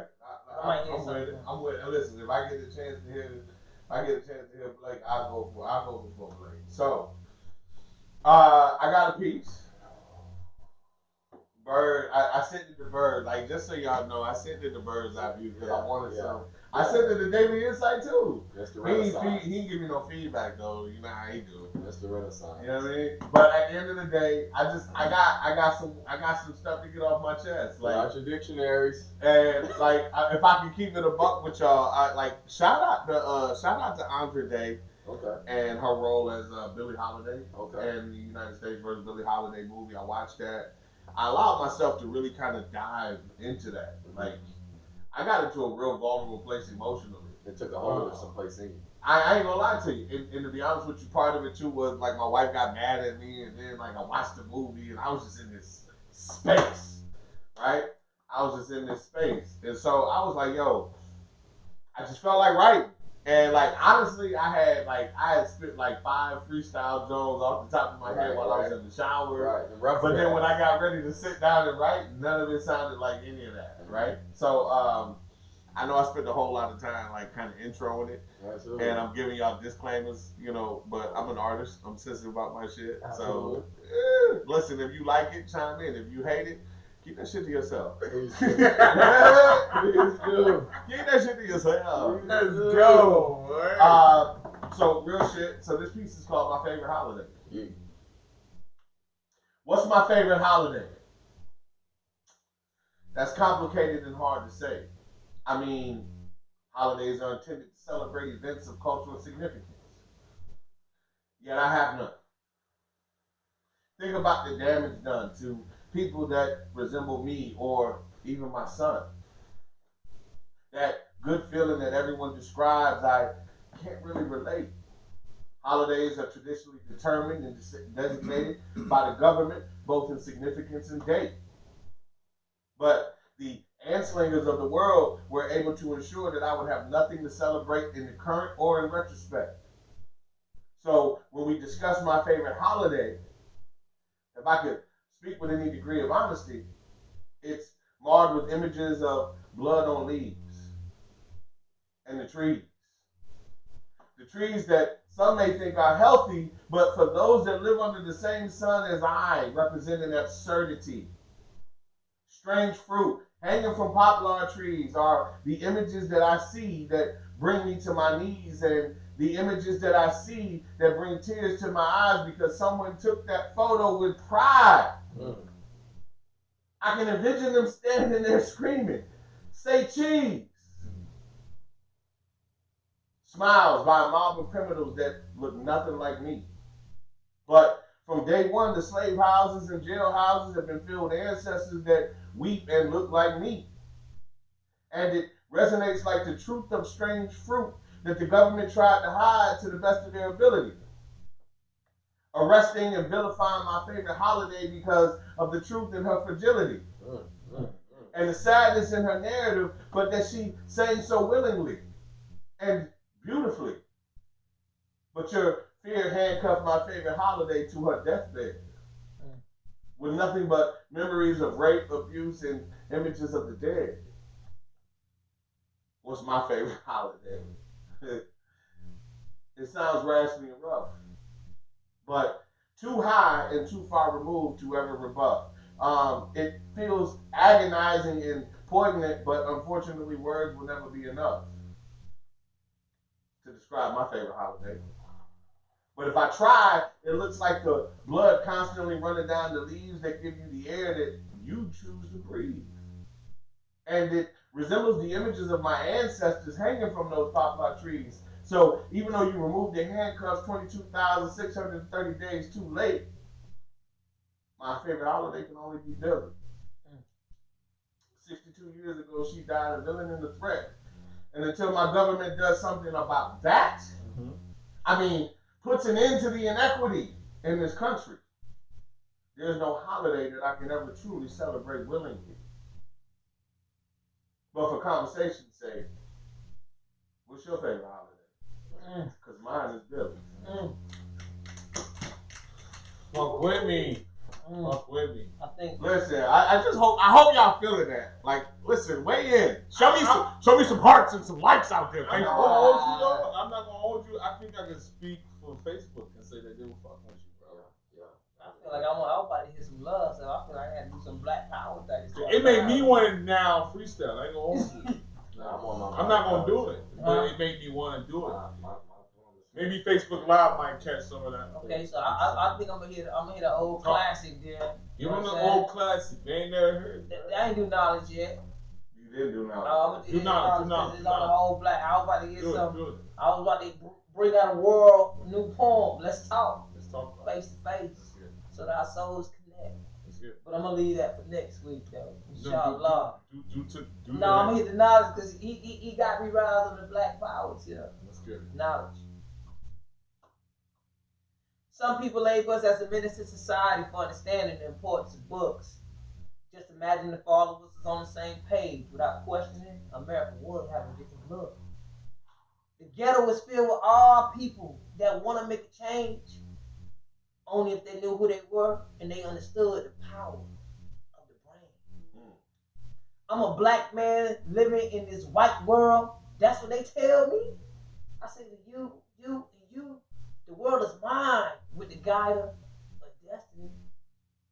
He told me to be all I could be because can't nobody stop me but me. Considering all facts, you think I got time to roam these streets? You see, knowledge is power and power creates change. Take a proper look at our alphas. They're the perfect example you can even explain. The thirst of knowledge is something that we all should be living by. We got too many of us as blacks dying on the streets and then asking the motherfucking question why. You ask me why he had to die. I'm asking you why couldn't he take a look in the book because it's filled with knowledge. So don't judge me by the color of my skin. If you're going to do it, please do it by my ability to think. If you ask me, that's the reason why we can't get along right now because some of y'all act if y'all got so much rank. You see me, if I was on the other side, shit, man, I can't say I'll be thinking the same. life so fucked up now. It's from the true essence of Africa. I don't even know the true spirit of my last name. Mm. You can call me what you want, but my thoughts will never change. I live to die by my African roots, and that's why I would never be on the same page. I love my country. Knowledge. Yo, Knowledge. I can't get that enough snaps. But so here's what we at. Like, Birdie! Oh, We need the eye view because at the end of the day it's 9:44 and 9:45. And to be honest with you, we got a lot of people that are like, yo, I gotta go to work, but I really want to keep fucking with y'all. So Bird, we gotta make sure that, like the people need to hear you before we go. But I also want to shout out to Gates and Gates, right? He said that he got the new Data Mall t-shirt. He gonna post the link on the I Stand On That page. Yo, everybody grab the Data Mall shirt. You know what I'm saying? But we gonna keep the energy right though, right? We gonna keep the energy right. Bird, I'm gonna let you go wherever it is that you go, baby. All right. Well, I wish you can show the people on Facebook your shirt right now, brother. Can they see your shirt? Hey, right yeah, stand now, up. brother? Hey, Eric was talking about your shirt earlier. Talk about it. You want to know? And say it just in case. You know what I'm saying? So listen. They want our rhythm, but not our blues. Yeah. That's. Listen, we don't wear brand names no more, man. I ain't promoting nobody else. I'm promoting messages, bro. So that's where I'm at. So check this out. The piece is coming straight from the shirt of Gary, right? And I'm going to start it off with the words on the shirt. They want our rhythm, but not our blues. They accept when we win, but hate when we lose. See, in this race of life, I think they took our smile for something different. I think that they haven't saw that through the beatings and all of the misconceptions, what was really missing. See, back in the days of Maya Angelou, she used to speak a lot about the smile. And she used to say that it was her people that would let our world continue going round and round. But see, when it comes to our rhythm is steady. You remember back in the podcast we was talking about the difference between those who was willing and ready. See, back in the days of my ancestors, every last one of them was blessed. We didn't have the option of sitting down with our kids to give them a simple caress. We couldn't sit down like a child, a real child, to suck on the mother's breast. That breast was lent to the master who needed his kid fed, so you know the rest. But see, our rhythm kept flowing like a wave, up and down it goes. But you gotta understand that with that rhythm, what did we collect? Straight, strong flow. But see, you gotta understand that what is flow spelled backwards? Brother, you get wolf. And I'm telling you right now that they don't understand all we took. See, we would birth something in this world but wouldn't be able to keep it. We would be able to teach somebody else's child, but keep our child a secret. See, everything in which we tried to build, these people tried to dismantle. But it was due to the fact, like Akil said, our knowledge they couldn't handle. So when it came to a holiday, they said, no, we don't appreciate these so-called animals, so they threw us down with hate. But we build a society in which they lived in with non-sobriety. They sat down and they wanted to argue about a Boston Tea Party. Fuck a party. When it came to our lives, that shit was hardly good. Even in today, I still get what? So many chills when I visit the hood. Akil, you know, we was just in the projects the other day.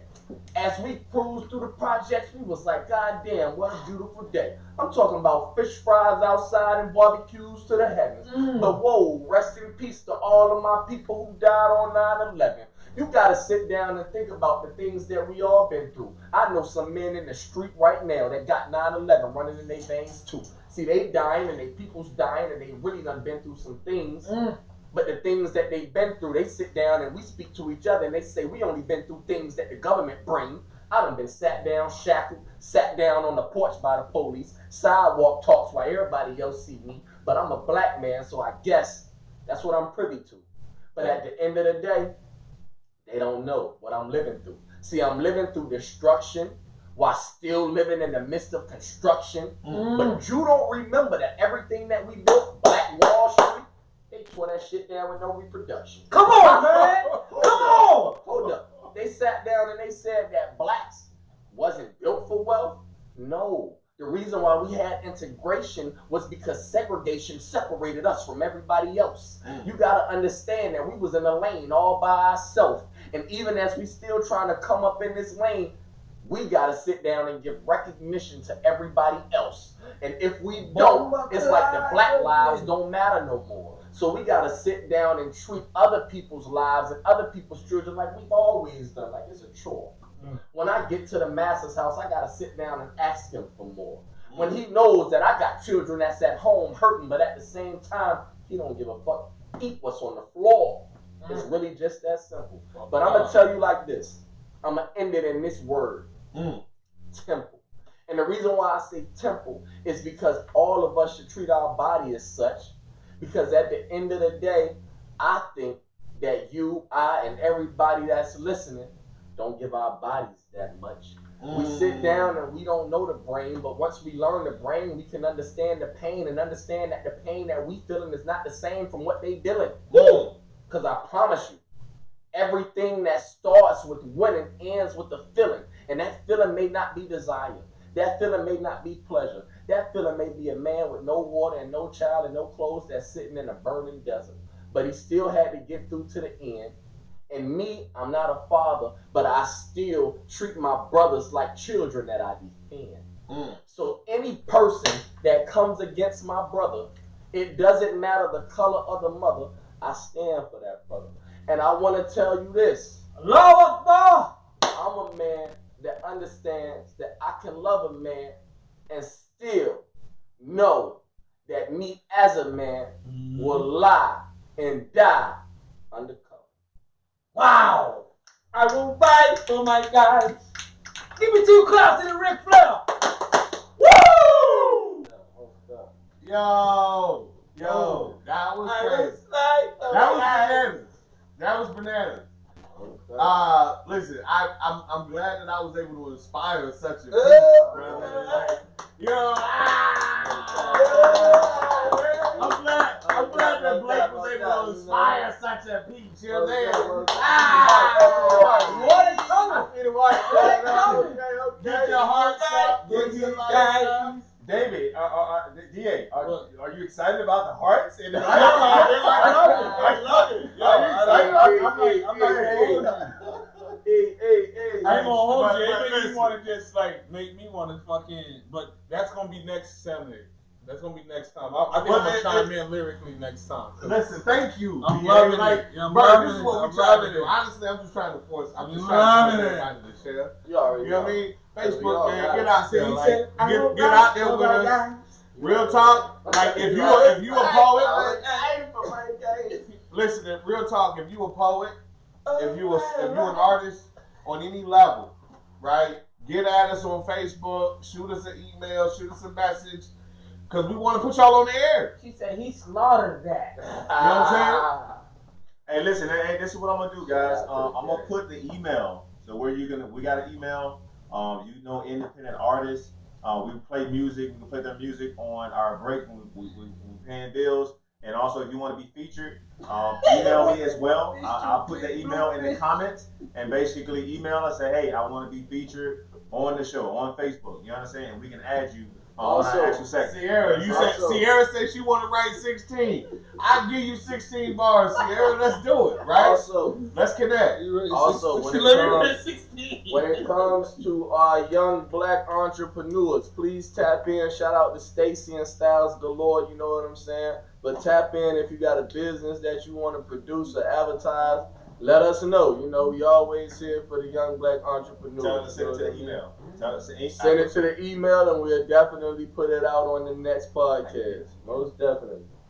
So listen, here's what just so y'all know, we went ahead and we gonna try to go ahead and make sure that we pin that comment, email, with the email that we have out there for y'all. so that y'all can go ahead and make sure that y'all send us something. But at the end of the day, listen, Gifted. we gonna end this episode like that because to be honest with you, it's 9:55, and I understand that we all got work to do tomorrow. I can keep going, but listen, we enjoyed y'all, man. We loved y'all this week, man. This has been a great episode. Thank y'all for chiming in. Facebook Live, hang in for a minute, because while we paying bills, we still gonna rock with y'all. Yeah. So look, go ahead and take us out, man. But listen, be sure to understand one thing, y'all.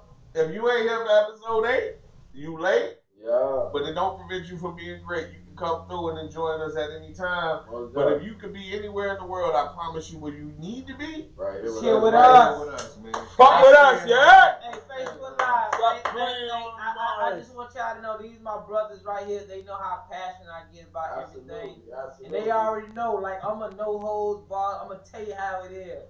So if I came off as wrong or being defensive, trust me, I'm not wrong. I'm not being defensive. Sierra. It's just the nature of my character, baby. Sierra, Black Economics. We gonna chime in on that next week. We're gonna chime in on all that. Yeah, y'all got any topics y'all want to send in that y'all want to Hey, yeah. discuss? We on it. Email us the topics, or what you can do is basically go to our Facebook page. I stand on that, and basically plug in those actual topics. Let me see. Hey, I know y'all want the plug on the shirt. I'm about to try to pull it up right now and post it in the Facebook. live. Yeah. You But fuck with us, though. You already know what time it is. I'm prolific. You already know what time it is. I got Nipsey in my joint, man. I listen to Nipsey every day. I got Nipsey in my baby. I'm prolific, so gifted. I need to use the bathroom. Hey, look, which one the bathroom, bro? To the right here. Just make another right now. Boom, right now. Oh yeah, they was feeling that. It was feeling that. This was fucking with him, okay? Sierra, I'm rocking with you, Sierra. Hey, listen, we just posted the link. For the shirt. They want our rhythm, but not our blues. We just posted the link for the shirt. Then we got another one until one of them shows, consistency date, all of them. So lit right now. That's what's up. Regina Mormon, shout out Regina Mormon, Sierra Muhammad. Shout out to the baby. Shout out to Jesse Nicole. Shout out Stacy McLaughlin. shout out to Outrock Shirts. Listen, go to outrockshirts.com. We got a new shirt for the page. It's already being posted, guys. Go to outrockshirts.com. Gates, man, get with me, man. I got shirt ideas, bro. Hey, shout out to Royal Ink Writing. Shout out to Royal Ink Writing, Audrey Aaron, like an amazing writer. She just finished her book. I'm gonna let her plug. Like if she out there, plug it yourself. Come on, Audrey. All right. But Audrey, shout out to Audrey Aaron, like, just Renaissance woman, like, woman out there doing everything that she can do, really holding it down. Shout out to Mevo, like the Mevo camera has been working like pretty solid, y'all. Yes, we got the light. Yo, we we log in sometimes and we record live from multiple angles or whatever, but just so you know, the Mevo kind of gave us that wide angle. So I know some of y'all was originally complaining about the angle and the camera view. Check multiple angles. We're gonna always have more than one angle, but we want to make sure that we try to bring y'all the best visual. Hey, that boy made that shirt for real? Yeah. Hey, 305. Hustling. Shirt ready, baby. That boy said I'm still one off. Yo. That boy was in the lab. Sierra asked a great question. She talking about, listen, are we gonna have a female guest? Listen, all right, let me hold you. Listen, we working on that. We're working on adding basically the call version of the show so we can have people call in. But in the meantime, what we can do is incorporate the Facebook as far as having a conversation there on live. So we are trying to get that incorporated. Maybe another week or two, we're gonna have that solidified. And then yes, we are gonna start incorporating that on a monthly basis or on a weekly basis, whatever it may be. So yes. We with it, bro. Like we not talking about incorporating a female guest. We talking about we want to incorporate y'all. Exactly. We want to incorporate y'all. And so here's the reality. I mean, listen. I think my wife, I think Daily Insight wife, Monson Blake's wife. Listen. All of our wives are pretty much like they all fairly similar in the fact that they ain't out here for the fame, right? Oh, nah. So they not finna hop on the podcast. But I will say this: shout out to Shaka Maia, man. Like first black female referee in the NFL. Yo, Bird, I want to chime in on this on Facebook Live. Shout out to Shaka Maia. Like, yo, Rochester, New York, stand up. Like, she was the first black female NFL referee. Absolutely. Shout out to Shaka Maia. So she deserves a big round of applause. And I wanted to tap in on the fact that that's someone within your lifetime that you know as well, correct? Listen, definitely know, went to high school with her. She graduated after me. Okay. But like at the end of the day, I would love to. Like Shaka, if you out there, man, I want to secure an interview, man. Most definitely. Like, you know, I've been talking about that for the past 2 weeks. You know what I'm saying? So congrats on your accomplishments, but it's literally a milestone that I think a lot of other people should hear about. You know what I mean? You set the precedent. So let's talk about that. How do you first feel? black female. Absolutely. And what surrounds what it is that you're doing right now. You know what I mean? So shout out to David Insight, not knowing how to go the other way. Most definitely. My bad. He said it's out his room. You know what I'm saying? You know? But listen, Facebook Live, we out here. We listen, we rock with y'all. Thank y'all for tuning in. So is Jason? Like, at the end of the day, shout out to South Florida Sid, man. Shout out to South Florida Sid. Like, I'm just trying to shout out to everybody, bro. You got anybody you want to shout out? Man, I want to shout out to Stacy. I want to shout out to G Baby. You know what I'm saying? I appreciate y'all tuning in. My cousin Ariel tuned in as well. You know, I appreciate all of the feedback in which we received today. The interaction was lovely, and I appreciate y'all taking y'all time out to invest in us. Investing time is better than investing money. So I appreciate that, and I stand on That's that. why I want to know. Blake, you got anybody you want to shout out? Man, I want to shout out all the people that actually just took the time out and the energy just to allow us to entertain you. You know, that's it, man. Alhamdulillah, all praises be to Allah. We're just very thankful, humbled, and appreciative of that. That's about it. Shout out to Sierra, right? Sierra said, great show. I agree with you, Sierra. I'm actually extremely appreciative of the show. Hey, shout out to Sierra. You know, I'm kind of glad she was able to come in. Because she was actually, from a Muslim woman standpoint, you know what I'm saying? She just saying things. Yeah, but I shouldn't have to bring that perspective. That's supposed to be your world, right? I know, Sierra, a branch of my tree. Where your tree branches at, brother? But what I'm saying, though, bro, like, I'm just saying, I agree with you. I think that it brought balance, bro. You know what I'm saying? I'm gonna tell the sisters, get more sisters on there, man. Hey, shout out to IROC Church. He wants to be the first interviewer. Can we make that happen, fellas? For him to be the first interview.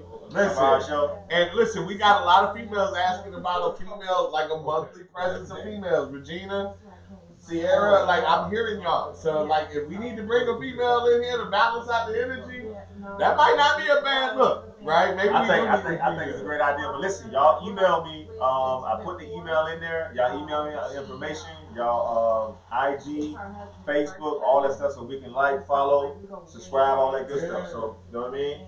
We want to keep it interactive. I appreciate y'all tuning in. Again, listen, y'all. My shirts are coming next week. Shout out to IROC Shirts. Shout out to Audrey. They collabed on the shirt. So guess what? I will be giving away some t-shirts next week. But there will be some stipulations for you to get these actual shirts. You understand? So I will be letting you guys know how to get the shirts. You let me know which one you like. I'll put them up next week sometime. Again, shout out to IROC Shirts, Audrey, for the collaboration on the shirt. They did a phenomenal job. So we're gonna give away some shirts, and I'm gonna tell you how you can get the shirt for free. But you got to do a few things first. All right? So be on standby on that. I had a son, I'm like 18 years old. Like, and I was trying to get love, all of them understand. They thought I was trying to say the perfect. No, I'm giving you from like a real perspective. You want me to? Yeah.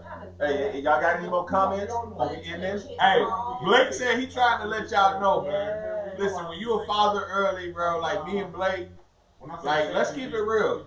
Sex becomes less significant, like, when you've already been down that road. Like, when you chasing sex, you chasing one thing. When you chasing marriage, you chasing something different. And Blake, like Blake was trying to tell y'all, like it's not that it's not important. Right. It's that it's not a priority. Like meaning, it's not more important than your mind. It's not more important than your spirituality. It's not more important than the energy that you bring to my relationship every day. It's not more important to like your willingness to fight in the trenches with me when we gotta fight and we gotta go to war. Like we talking about relationships. It's very different when you older and you've been through that, right? Like I want y'all to know. Shout out to Bird and DA, but they young. Them some young brothers. And so where we are, like we trying to really make sure that these young people are getting information. So, shout out to them boys, but at the end of the day, listen, tune in next week, man. We about to end this out because some of us got a long drive to the Grizzly. Peace and love, though. You could have been anywhere in the world, but y'all here with us. Peace We and love. out.